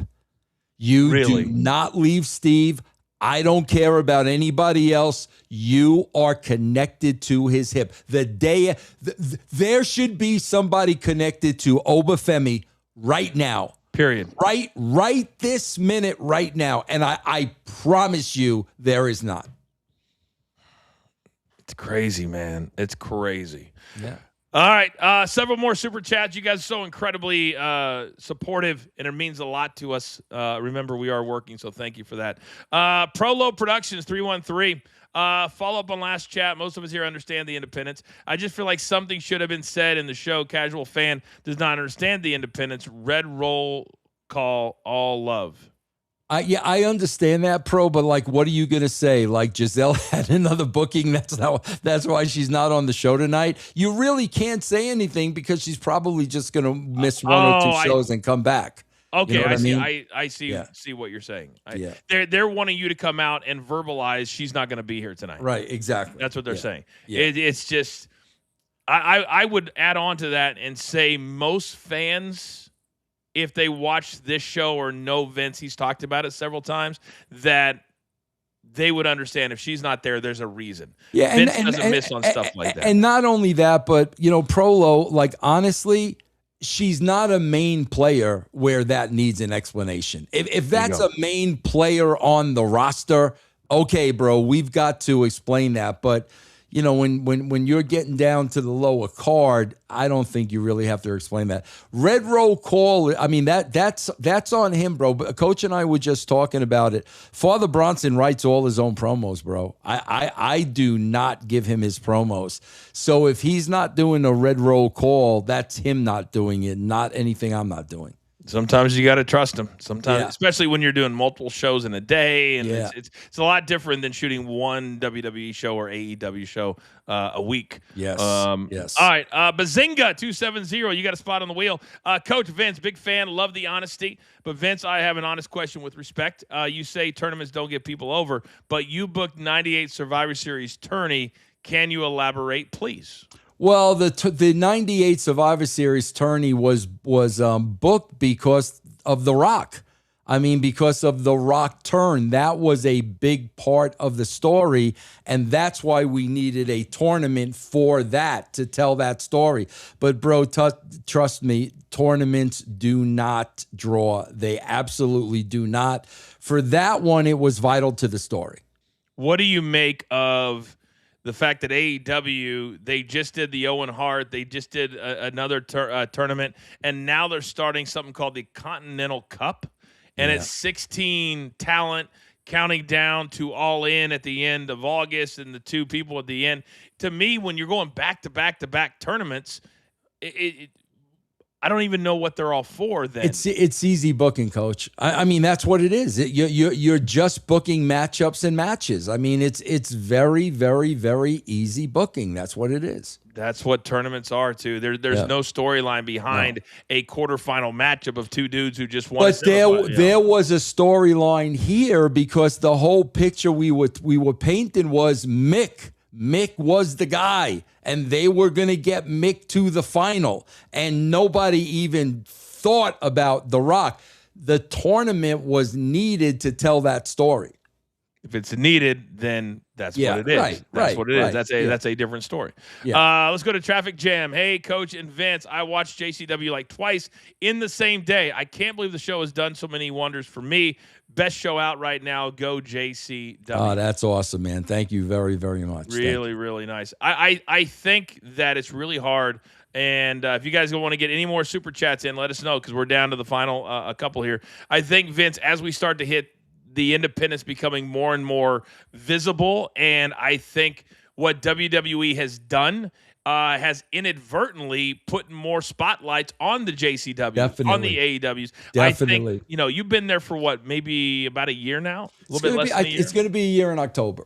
I'm sorry, the year in October. Yeah. And I think if you take away we'd love to have, however much money to elevate what we're doing, I think you would have to call this year a success for you guys. Oh, absolutely. No question about it. Coach, I swear to God, writing these shows now, because I just wrote 3 more shows. Bro, there are so many stories on the shows, I can't get them all in. That's how many stories there are. I can't, like 1 week, I'll just have to play a package from the last week because there's no room for it. The WWE can't come up with one story, man. One story, guys. Would you say, as we're just sitting here right now, and this is the first Friday show we've ever done. So tonight, SmackDown is going to be Green Bay, which is drivable to Minneapolis. Thinking right now about SummerSlam tomorrow and Sunday, is there a storyline that just jumps off the page that has been done so well you can't wait to see the payoff tomorrow? No, the only thing I would want to see, and it's because it's personal, the only thing I would want to see is Nick Aldis back in the ring. Because I worked with Nick for a very long time. I think very, very highly of Nick and Mickey. So I want Nick to really do well. Bro, there's nothing I don't know. Why do I care if Reigns or Rollins win? Why do I care if either of them win? I would love, I would love to ask Triple H that question. why would I care if either guy won? Like, what are the stakes? What do they lose if they don't win? Like, who am I rooting for and why? So with them saying, by the way, 1,000 people watching on YouTube only right now, that's a big number for a show that normally doesn't air at this time, not to mention our social media numbers. So thank you guys so very much. I would love to know, Vince, that question from Triple H. I would love for him to come on our show first and foremost. But you have two main events. That's one of them that after you announced it, I don't think they have, even with the discount, they have sold more than 5,000 tickets for either night. We're talking 24,000, 29,000, something like that. So since they announced those two main events, you would think that ticket sales would skyrocket. I think they've done less than 5, if my math is correct. Coach, they would only skyrocket if the television was there. When I'm watching the go home promo with Rollins and what's his face, the tribal Roman, and it comes down to, you're my bitch. No, you're my really, bro. That's where we are with these two guys. I'm gonna make you my bitch. That's where we are, guys. Where would you, if you were writing for those two and you knew that this was going to be the last big promotion, what would you have made that thing that they're fighting over? Because the World Heavyweight title is on the line, and they have to decide, if Roman's not going to be around, you got to let Seth win that. Right? We forget that, what would you make the biggest thing? There's got to be stakes. There's got to be some kind of stakes on the match, and the stakes isn't the title, because there could be a rematch the next night. They have to lose. Bro, I'm writing this right now, Coach, with and you talk about derailing a wrestler. At JCW, Caleb Conley is my guy. Okay. I cannot stand Kerry Morton. I do not want Kerry Morton representing JCW. He's a punk with a chip on his shoulder. So he makes the comment to me, hey, Vince, I could beat Caleb in 5 minutes. I'm like, oh, interesting. Well, you're not going to get a match with Caleb, but the 5 minutes is very interesting. So what do I turn around and do? You know what, Kerry? Going forward, you gave me an idea. We're going to have the Kerry Morton 5-minute challenge. Okay. If you don't beat your opponent in 5 minutes, you are gone from JCW. Those are stakes. Those are stakes. That's okay. Because even as I'm booking this, his opponents will become more and more and more threatening. So even if you think, bro, there's no way Vince is going to have him lose. Even if you think that, you are going to turn in to see how is he going to get over when he's taking on a Cruel who's 7 foot. Okay, how is he going to be able to defeat a 7-foot guy in 5? That's it comes down to, for the smart audience, Coach, it comes down to, we want to see how they're going to get out of this.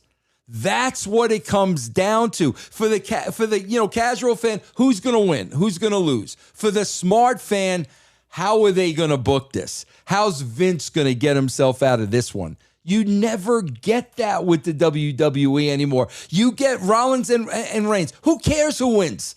There's nothing to get out of. These guys have wrestled each other 30 times, bro. Who, what, why, when, and where. Yeah. It all goes back to the simple stuff. Yeah. It really does. Yeah. It really, really, really does. I love when you lay stuff out like that. I think that's the best part of our show, is when you do that right there. All right, a few more super chats. We're going to get out of here, and hopefully you guys have a great weekend. My man Jimmy Fingers, by the way, he just sent us the whole new album, Vince, and we're going to start incorporating some of his music here. Oh, that's awesome, man. He's been that's very, awesome. very kind. Yeah. And apparently he's not going to charge us either, which is very nice of him, too. Vince, how would you book the finish to Cody and Punk? And would you consider turning Oba heel and go take the title off Seth or Roman night 2? They have to do something shocking. We just talked about Seth and Roman. What would you do? Well, you definitely got to turn Cody heel, bro. Like, come on, man. It's time, bro. It's been time for a while. I would not turning Oba heel would be a mistake because the people are behind him and the people love the dude and everybody's walking like the dude. That would be such an uphill battle. Cody is going to make a great heel, and I've said that from day one. A great heel is somebody you want to be like, or you truly hate, or both. And he also has, the great wife. She's a boss. Like, he has everything that a regular person would want. The travel bus, all of it, the whole nine yards, the money, all that. Like, yes. It's easy. He's already dressing in 3-piece suits all the time yes. that are thousands and thousands of dollars. People hate that. Yes, hate it. That's obvious. I love that what you said about Oba, because to me, you build Oba up for the next 2 or 3 years. You sell the hell out of his merchandise, and then you got that one moment where you think he's going to lay somebody out. Yeah. Or save somebody, and he doesn't do it. Yep. Yeah, but you can't screw with him now. You got to keep him going now. No. All right, brand new premium member, Beast. Welcome to the family. Welcome to the community. Thank you. $20 super sticker in Unreal. Triple H comes across like a little league mom telling their kid how great they are after punching out 4 times. Seems like they need someone in Gorilla that will rip them a new one. Like that's an interesting super chat right there. I do want to say this, though, honestly, Beast, that is Bruce Pritchard. Bruce is not going to kiss anybody's ass in the gorilla position. That's not Bruce, bro. So I will say that. If somebody's going to say that was a drizzle and shits, it definitely is Bruce Pritchard. I will say I think kind of more what Beast is talking about. You're right about Bruce. But what they show in Unreal is always Triple H putting them over. Always. Yep. And not saying, you like when there was when Braun Breaker went over on his neck, damn near killed himself. Yeah. Right. And it's like, oh man, all right, let's find out. And he has to keep it going because that's what you do when you're running the show. You got to figure out if he's still healthy to go. Yep. But I would have been pissed. Been like, guys, you've got to, I don't know whose fault that is, but you damn near killed our cash cow. Right. And that's why sometimes I'm not a fan of the cash cow doing the move. Agreed 1,000%. Right? Absolutely. Yep. You look back at some of the greatest, I defy you to find The Rock doing a move that could remotely hurt him. Yep. It doesn't exist. Because he didn't have to. Braun Breaker, Vince, with his aggressiveness, he doesn't need to be on somebody's shoulders taking a clothesline from the top rope. Coach, do you know back in the old days, and guys, this is an absolute shoot, and you never hear anybody talking about this. I'm telling you this story because I do a show with Al Snow. Al Snow's been wrestling for 40 years. Mm-hmm. Coach, do you know back in the day, if a wrestler had a match with another wrestler, okay, and that wrestler hurt the other wrestler in the ring, and that wrestler was on the shelf, the wrestler that hurt him had to pay him money weekly because he was no longer earning money. And he couldn't work and he couldn't support his family. So the wrestler who was responsible for that guy getting hurt would have to pay him money out of his own pocket every single week. That's how it worked back then, bro. It's old school. Yes. It's old school. Yes. I think a lot of old school needs to come back. I agree with that, right. Man. 1,000%. Yeah. A lot of the old school needs to come back. There's no doubt about it. Jimmy Fingers, another $10 super chat. Vince, have you considered trying to dig up Dr. D. David Schultz and have him do a couple of shots for JCW? I don't care how old he is. Just a promo with Vito would be fire. Then maybe have him slap Mac Davis. That's pretty. That's funny, Jimmy. Yeah, man. I gotta look up David Schultz. God, I wonder how old that dude is. He's got to be 80. He's got to be 80. Got to be 80. Yeah, at least. Yeah. Craig Thomas says, I used to think Russo was a tool in the day. How wrong. True wrestling legends, you don't miss what you have until it's gone. Senior Vinny. Craig, there's a lot of people like you right now. So thank you for finding us. And Vince, I've been saying this now for the last several months. Anybody that comes and watches an entire show and doesn't just read a stupid clickbait 5-minute segment that they pick out of the show or two, they're going to have a completely different take on us. Oh, absolutely, Coach, because we're talking about something we know. You know, I'm not coming on here telling Bryce Harper how to hit. I can tell wrestling writers what they need to do, Coach. I can tell them that. So that's, guys, we've done it, man. We know it's not personal, man. Why would we want the WWE to fail? Like I don't know. That would hurt us. Right. That would hurt us. Like what? That makes no sense. I want them to stop selling tickets. I don't want anybody to go to shows anymore. Why? It's everybody trickles down off the wrestling business. Yes, absolutely. They are the big bad wolf. But also, we were there for so long. I was there well over a decade. I had somebody on Instagram, because I've started doing this where like 2 or 3 times a week I'll take a reply, and I've learned how to put it over my head, on an Instagram. Yeah. And normally the ones that do well are somebody who insults me, because I don't read the X, right? So the other day somebody it was my video that I have 270,000 views on it right now on the Danhausen Joe Hendry. Okay. Mm-hmm. And some idiot goes, yeah, because how many meetings has Coach been in on booking shows? So I sat there and read it for a second. And I thought, no, I have to reply to him. And so I did. I'm like, moron. Every single day of my career, I was in the production meeting room. You gotta be. Otherwise, you don't know what the hell's going on. 100%. That's over 530 Raws. Almost the same amount of SmackDowns. So over 1,000 shows. Yes, I was in there as they talked about the show. Yep. And what was it? And the mentality of the show. And then you had Pat Patterson in the back going, hey, Pat, what'd you think?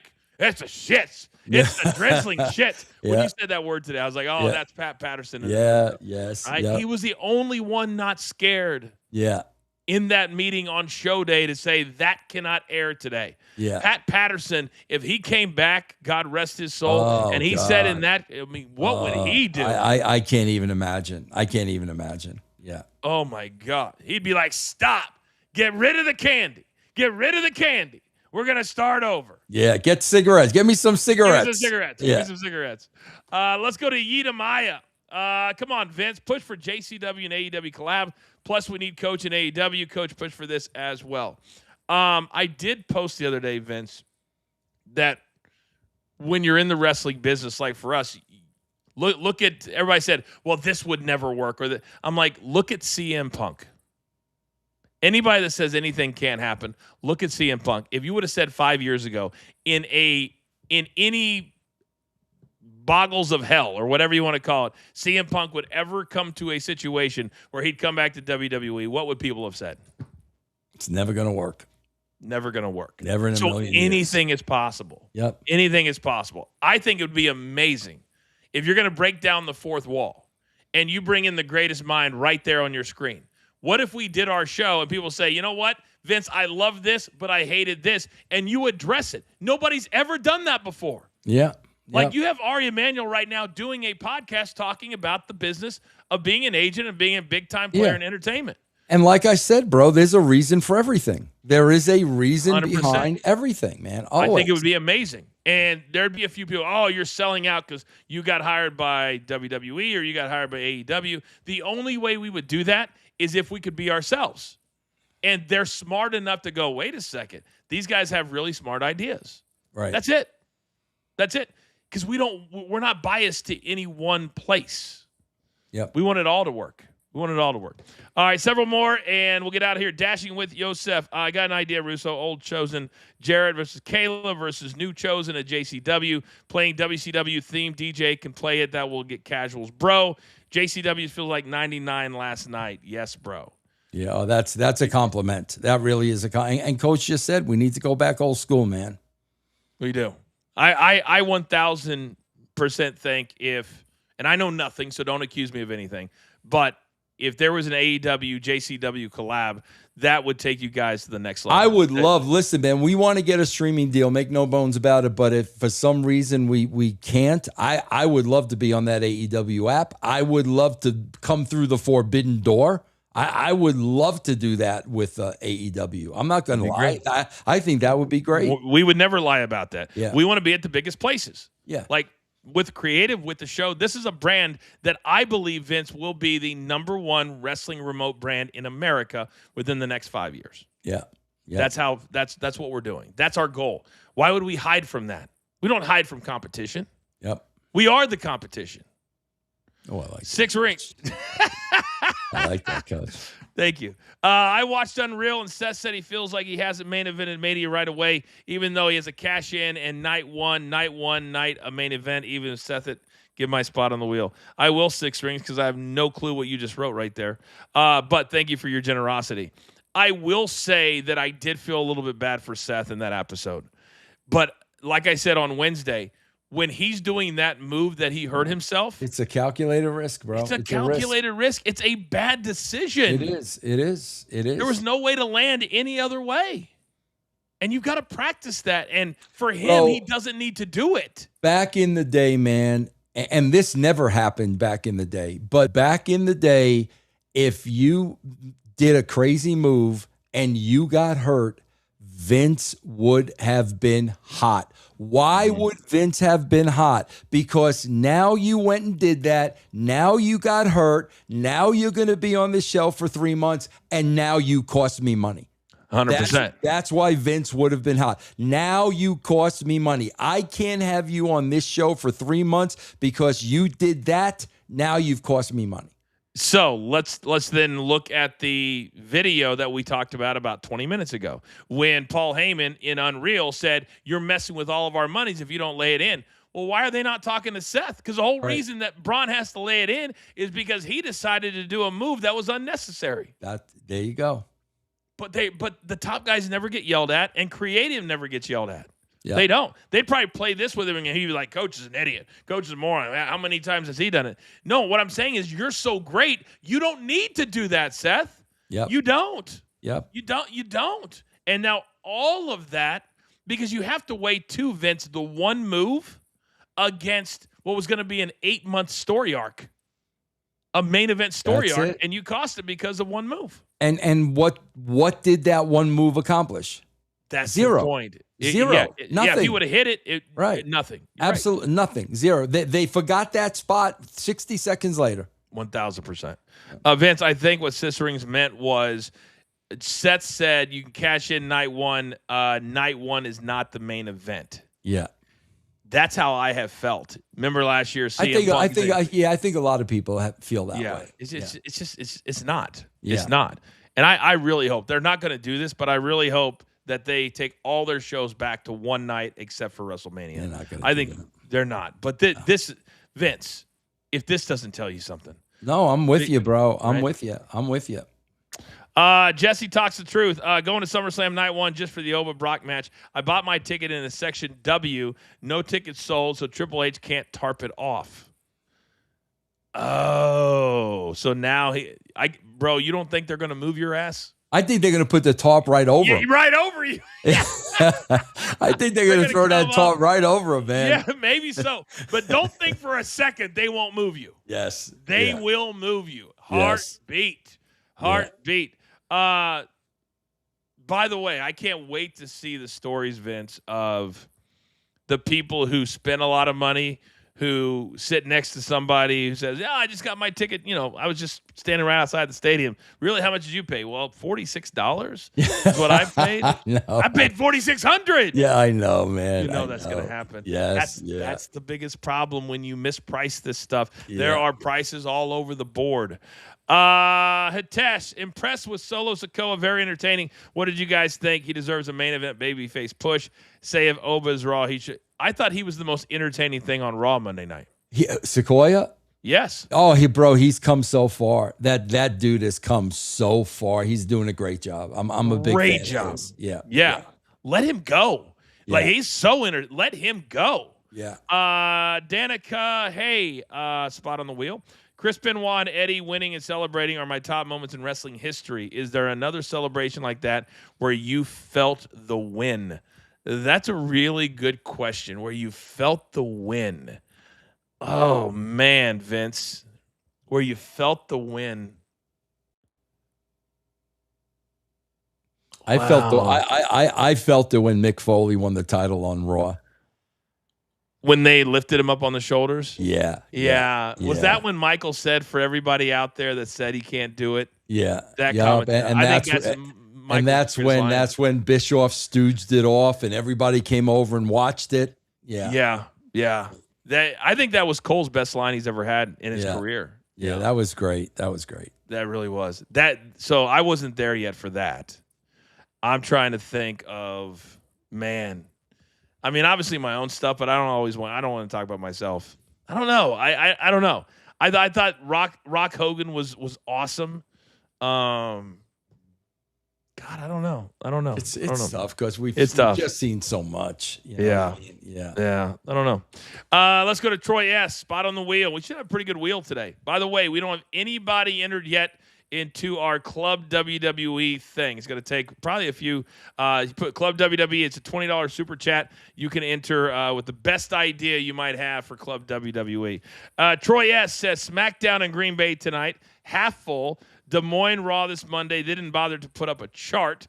Philly next Friday, half empty. Norfolk August 10th Raw. Bring a can of food and come in and enjoy the show. Tonight, I looked today, 4,400. And that arena in Green Bay is small anyway. But it still holds 8,600. So, Vince. Bro, that's it's the Friday before SummerSlam. It's tomorrow night is SummerSlam. How are we not sold out? Yeah. I don't think they realize, Vince, because they've never been in the live event, Ari and them, never in the live event business. Yeah. They've always been in the entertainment. I don't think they understand that making a little less money in the short term looks a lot better than what's going on with them right now. They do now, bro. They do now. I think they definitely do now. We'll just see if they make the adjustments. And bro, they have made some of the adjustments with the discounts, but it's where do they go from here? Correct. I don't want and they had to do the discounts for SummerSlam. Yeah. But once we get past SummerSlam and we start selling individual show tickets, let's bring them all back down. I'm with you, man. Bring them all back down. Yep. And it's just necessary. Thank you, Troy, by the way. Chris Forte, the irony of so many dirt sheet writers complaining about WWE radio, busted open bias this week is comical. I think AEW hired Fightful's number 2 guy. There was a lot of misaimed venom at the WWE radio. I had some people say to me, man, we're more pissed than you are, coach, and you lost your show. The reason I'm not pissed is because, and we've already seen it, Vince. We've already seen, they're live on set there, which is awesome. They have a new set, which is awesome. But they've also, if you watch their content this week, there'd been a lot of places that they could have gone that they chose not to go. Well, Coach, see, but this is the problem. This is the problem. And I'm not cutting a promo on him, even though I do feel he screwed me over and lied to me royally. I'm not going to get into that. But when you got Dave LaGreca coming out of the gate and saying nothing's going to change, that's the problem. That's the problem, Dave. You can't sit there and say nothing's going to change when we know everything's going to change, because now you got no credibility, bro. Just go about the show.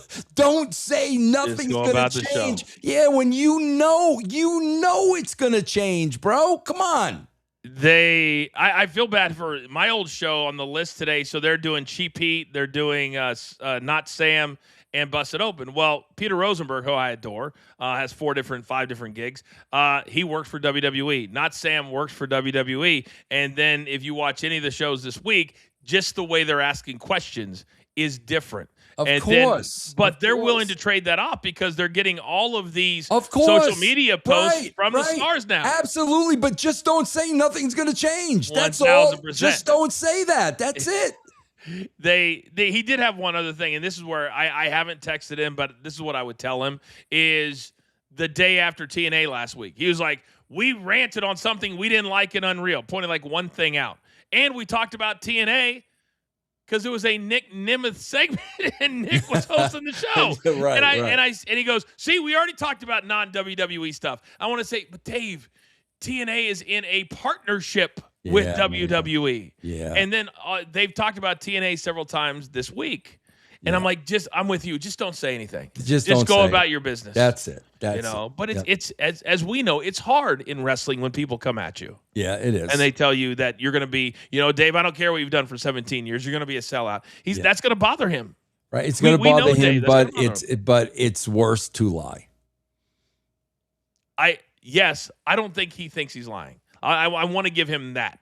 Yeah. But we'll see in 3 months. Hell, we'll see in a month. We'll see in a month. Yeah. Dashing it with Yosef. I paid $10. My super chat was skipped. Can you help Russo? Best ever. Didn't mean to skip your. Where are you at? Dashing. I did. I did miss one at the top. Sorry. Dashing. Go back to his last one. He says, I got an idea, Russo. Old chosen Jarrett versus Caleb. Versus new chosen and judge playing WCW theme. DJ can play that. We'll get casuals, bro. JCW feel like night. No, we read that one. Yeah. We read that one. We said that's a great idea. Yeah, I would. Yeah, I would do that in a second. I love that. Yeah. Yeah. Okay. I think he just wanted to get twice on the screen. Yeah, that's okay. That's a dash. Ego. Yeah, it's ego. Good. It's good. Ego. He's got a big ego, but he thinks you're the best ever. The best ever.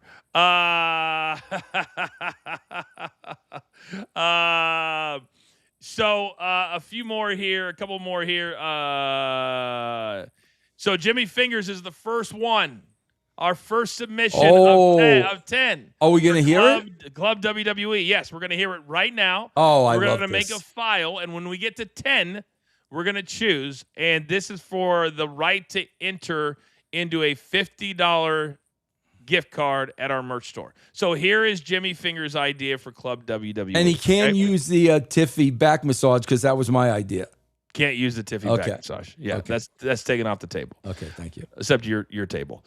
Have Danhausen sit in front of monitors and watch the rants both Coach and JD do on him. JD did one for the ages on Monday night. I urge all of you to go find it and grab some popcorn. I don't know if Jimmy's going to win, but it's a great idea, Jimmy. That's a great idea. It's a great idea. Yeah. You know what's crazy is that people think like Dan would get pissed.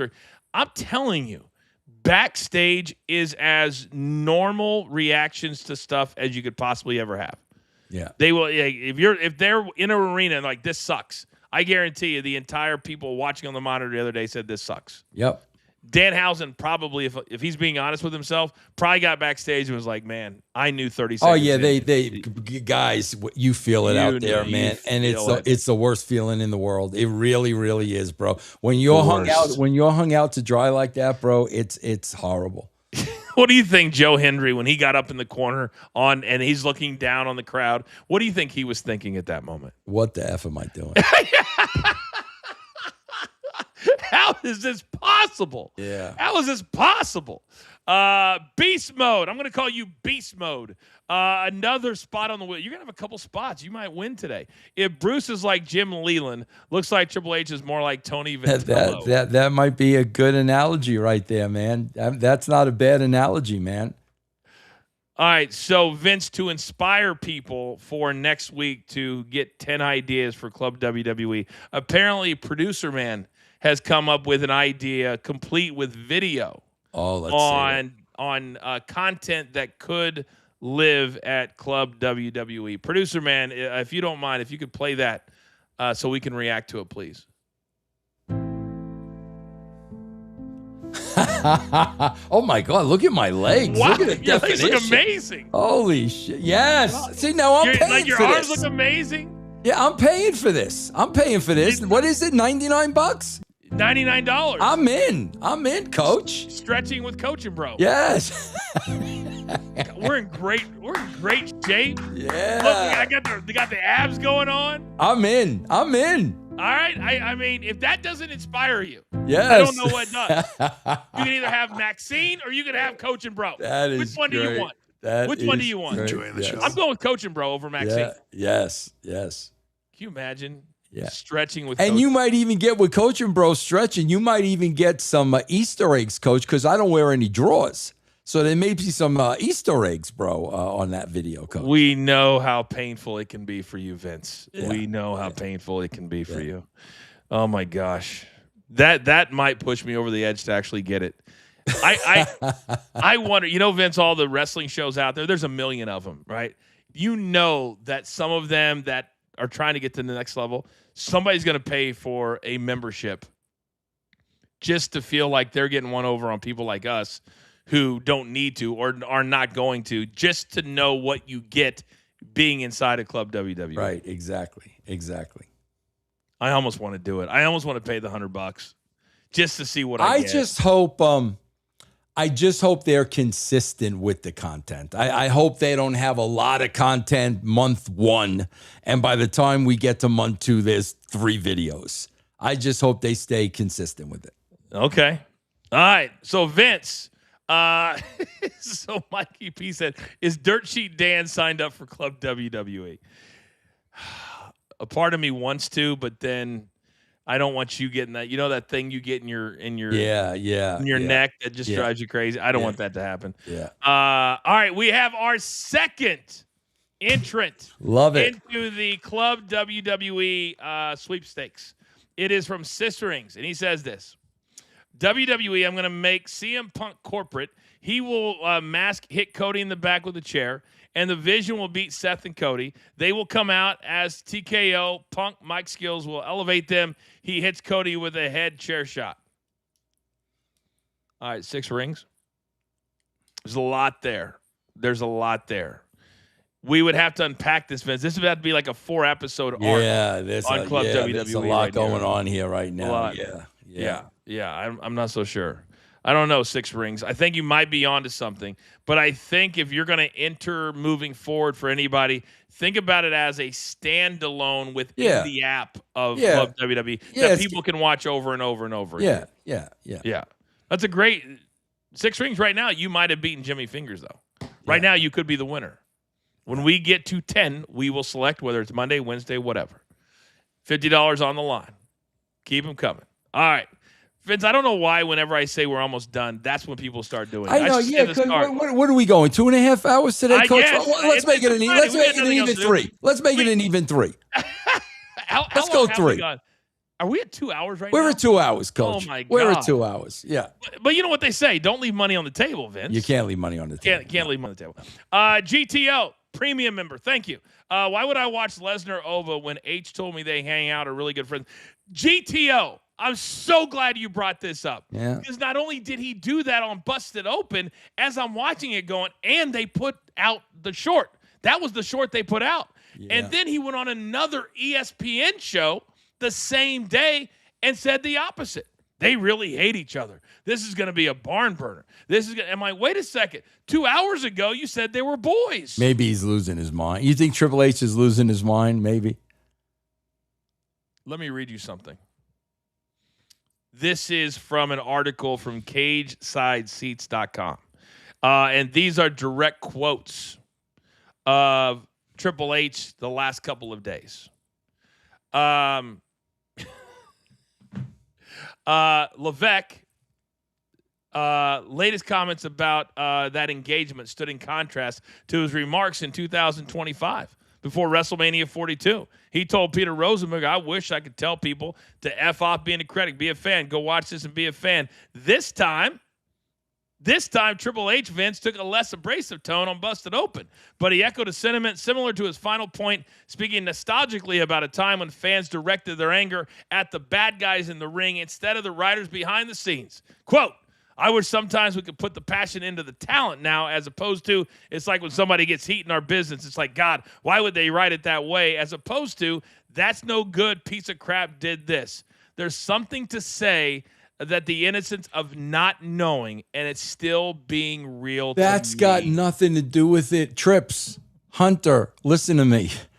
If the creative is good, they're not going to be talking about the creative. They're going to be talking about the wrestlers. Okay? The problem is they're talking about the creative because it's not good. If they were enjoying the show, the focus would be on the show and the talent and the storylines. It's not there because they're not enjoying it. So they're criticizing what's not working. That's the problem, bro. If the show were good, all of this would go away. But this is what a lot of people do, Vince. They deflect instead of owning whatever they have done. Yeah. The last one, when he says, and this goes to him talking about being buddies, and he even says, man, Brock will probably kill me for saying this, but I'll say it anyway. That's how he prefaced it. When he says here, there's something to saying the innocence of not knowing, and it's still being real to me. You're saying that in an interview on the same day that you're like the two guys that we've built the most heat that are going inside of a Hell in a Cell to kill each other are sitting around in the dressing room all day chopping it up. Yeah. That's not real to me from the head guy of creative saying it. Yeah. Yep. Right? Yes, 1,000%. One last thing. We did have a quote from the guy at Club WWE as he wrap it up. We've got 8 more to bring in on Monday and Wednesday. This guy, Rob Fee, was talking about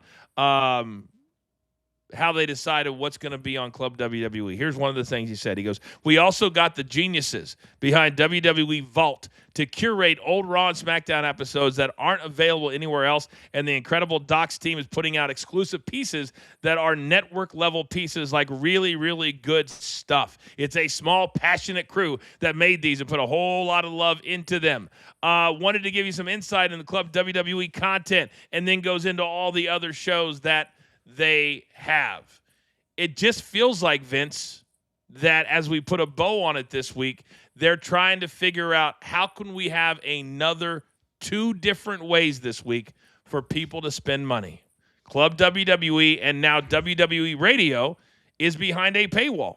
Yeah, well, bro, behind a paywall. The more and more I hear about this Club WWE and all this video and all this content, especially by this, bro, is this not the WWE network all over again? It feels that way. I mean, that's what he's saying here. But past content, we're back to now. We're still going to make money off the WWE network.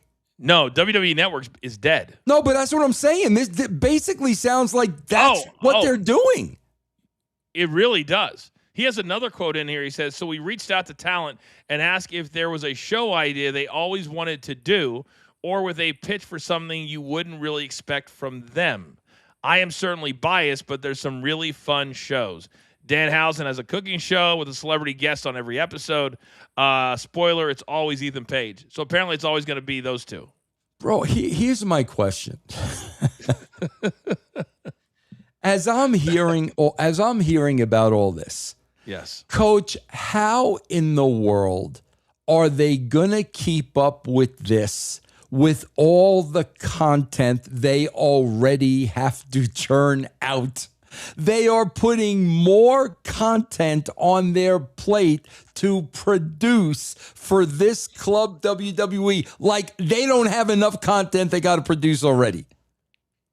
That's an interesting take. And it kind of feels like years ago when Stevie Richards produced Stevie Night Heat. And Stephanie walked in one day after we'd been doing it for over 3 months on the show every single Sunday. And she goes, what is this? Yeah. She goes, and who approved this? I don't want it to continue. Okay, we can do that. But now you're telling everybody I haven't watched our product in almost 4 months. Right. Because he did it every single. This screams that we can see something from Kit Wilson, and then on SmackDown he does something like, wait a second, that's not what he did on Club WWE. Right. I would just say, man, they got enough content on their plate already, and now it looks like they're going to be doing more. Hey, you got to stop, because right now they're getting exclusive merch from John Cena's cities that he didn't get to go to. Yeah, that's one of the perks. So you need to stop, because that's really important. Stop. I wonder if they're ever going to release the numbers for how many members. Yeah, that would be interesting. Do you think they'll put a limit on? No. Make it exclusive. No, that would mean they'd have to stop taking people's money, and that ain't happening. Interesting. Yeah. All right, we're going to put Dirt Sheet Dan on that. Is there a limit and or how many at $100 a pop did get in that's interesting. What would your guess be? Because they said there was a wait list, but that's a little misleading because the wait list, they were always going to do it today. So the wait list was kind of a wait list waiting for today. It wasn't like it was a wait list waiting to get in. Yeah. That makes sense? Yeah. I have no idea what it would be. I don't know. I would think a positive number would be 100,000 out of the gate. That's a lot. That would be 100 times 100,000. That's a lot of money. Yeah. Yep. It is. Oh yeah. Yeah. All right. All right. One more thing to do, and I have a feeling it's going to look pretty good today. Let's throw up the Coach and Brolette wheel. Easter eggs, Vince, more information than we needed. That's very true. That's very, very, very true. All right. I want to see the Coach and Brolette wheel. And remember, we've got 2 of the Club WWE ideas in the bag. We'll get 8 more Monday and Wednesday. Wow. Oh, wow. That was just this week? That was just Wednesday, 2 count, and Wednesday and Friday. Wow. Amazing stuff. Amazing. Your support, guys, is next level. I am feeling in the giving mood today, Vince. Twice? Let's do it twice. Let's do it. Let's do it twice. All right, here we go. Vince, this is your world. Let's go. All right, producer man, spin the wheel. Let's go. Let's get a new winner. Let's get a winner that was given away by Hey10001. How about from Visionary Games? Dante. Oh, he's been winning. He's got a couple. Nice. We're going to have to come up with some new gear, too, for all of our repeat winners. That's going to happen. All right. So, Dante, you know the drill. There's the email. Send it to Producer Man. He'll handle it for you. All right. Re-rack. One more time. Let's do it. Producer Man, spin the wheel. All right. Who's it going to be this time? Give me a new winner. Give me a new winner. Beast. It is Beast. All right. Our newest premium member. Also 2 super chats, maybe 3 today. So Beast mode. You win. Send Producer Man an email right there. And then all we ask when you get your piece of merch, send us a picture. We'll throw it right up onto the show. You guys are absolutely amazing. Vince, it's a Friday. We are going to be doing Producer Man just sent me some of the John Cena merch. Vince, there is you will not believe this. What's that? There is a John Cena farewell Minnesota Championship replica title belt on sale at the SummerSlam store with the exclusive merch that apparently he wanted to go to Minnesota on his farewell tour and never made it there. How much do you think the title belt is going for? Oh, jeez, bro. Knowing them. 20 grand. No, $700. Oh, okay. Well, I'm saying knowing them, bro, you know. No, this is a very, very smart. They have all the stuff they're selling in Minneapolis is Club WWE member exclusive farewell tour stuff. So basically what I think they're doing, Vince, is they made a bunch of this, didn't sell it, and now they're rebranding it. Yeah. Exclusive to Club W. Don't you think that's what it is? Oh, yeah. No doubt about it. Yeah. I mean, there's Last Time Is Now merch. We had that in December. That's $30 for wristbands are $30. If you want to buy wristbands, $30, $35 for a member T-shirt. Last Time Is Now farewell tour. Vince, the farewell tour was 8 months ago. God. All right. Yeah. Hey, listen, Coach. What? They're going to sell this stuff. I know you're right. You know they are. So all the power to them, man. All the power to them. Man, this is brilliant. Yep, they're going to sell it. It's like a garage sale. Yeah, absolutely. We had all this stuff left over. How do we repurpose and sell it and make it feel fresh? Absolutely. God bless. Absolutely. That's why I thought the prices would be higher, like collector's items type of thing, you know? Yeah, you're right. You're right. Now, if only they could do it storylines, we'll be on to something. Yes. We'll be on to something. Yes. All right, Vince, the numbers today were amazing. I think 3 days a week is going to be awesome. We just can't go 2 hours 3 days a week. Yeah. We're gonna have to cut it way down. Yeah. Way down when we get to September. I don't want to take all your energy. I feel like, I mean, you're not the youngest man anymore. I'm Vince. not a young man anymore, You know. Coach. And we have dipped into nap time officially. We have dipped. My nap is now down to 45 minutes today. All right, well, we'll get out of here. Everybody enjoy SummerSlam tomorrow. You know what I just decided? We're going to do a live watch-along for the last 2 matches tomorrow, the last 2 matches on Sunday, and then a full post-game show as well right here on this YouTube channel for everybody. It's going to be free, not just our premium members. Everybody, come join us here tomorrow and Sunday night. And now, Vince, I will not be going out on Saturday and Sunday night. Well, you're smart, though, to only do 2 matches. That's smart, Coach. That's more than enough. That's more than enough. I couldn't do 10 hours. Yeah, no. That's more. 2 matches, that's very That's plenty, generous right? of you. Absolutely. Right. Absolutely. And Good then we call. talk Good about call. the rest of the night. Yeah. Solid call. I like Yeah. that call. Yeah. Do you know how long their pre-show is, by the way? Oh, God. 3 hours. 3 hours. Yeah. Both nights. 6-hour pregame. Yeah. 6-hour pregame. Yeah. All right, guys. Thank you so very much. Have a great weekend. Enjoy the wrestling from my man Vinny Ruru and JCW. If you missed it last night, watch it on demand at their YouTube channel for Mikey P. Fight Time with Mikey P out right now. Producer man always making the shows look like $1 million. I am the coach. There is only one. We like to call it the Coach and Bro Show. We will see you same time on Monday, 2 p.m. Eastern. Take care. Be safe.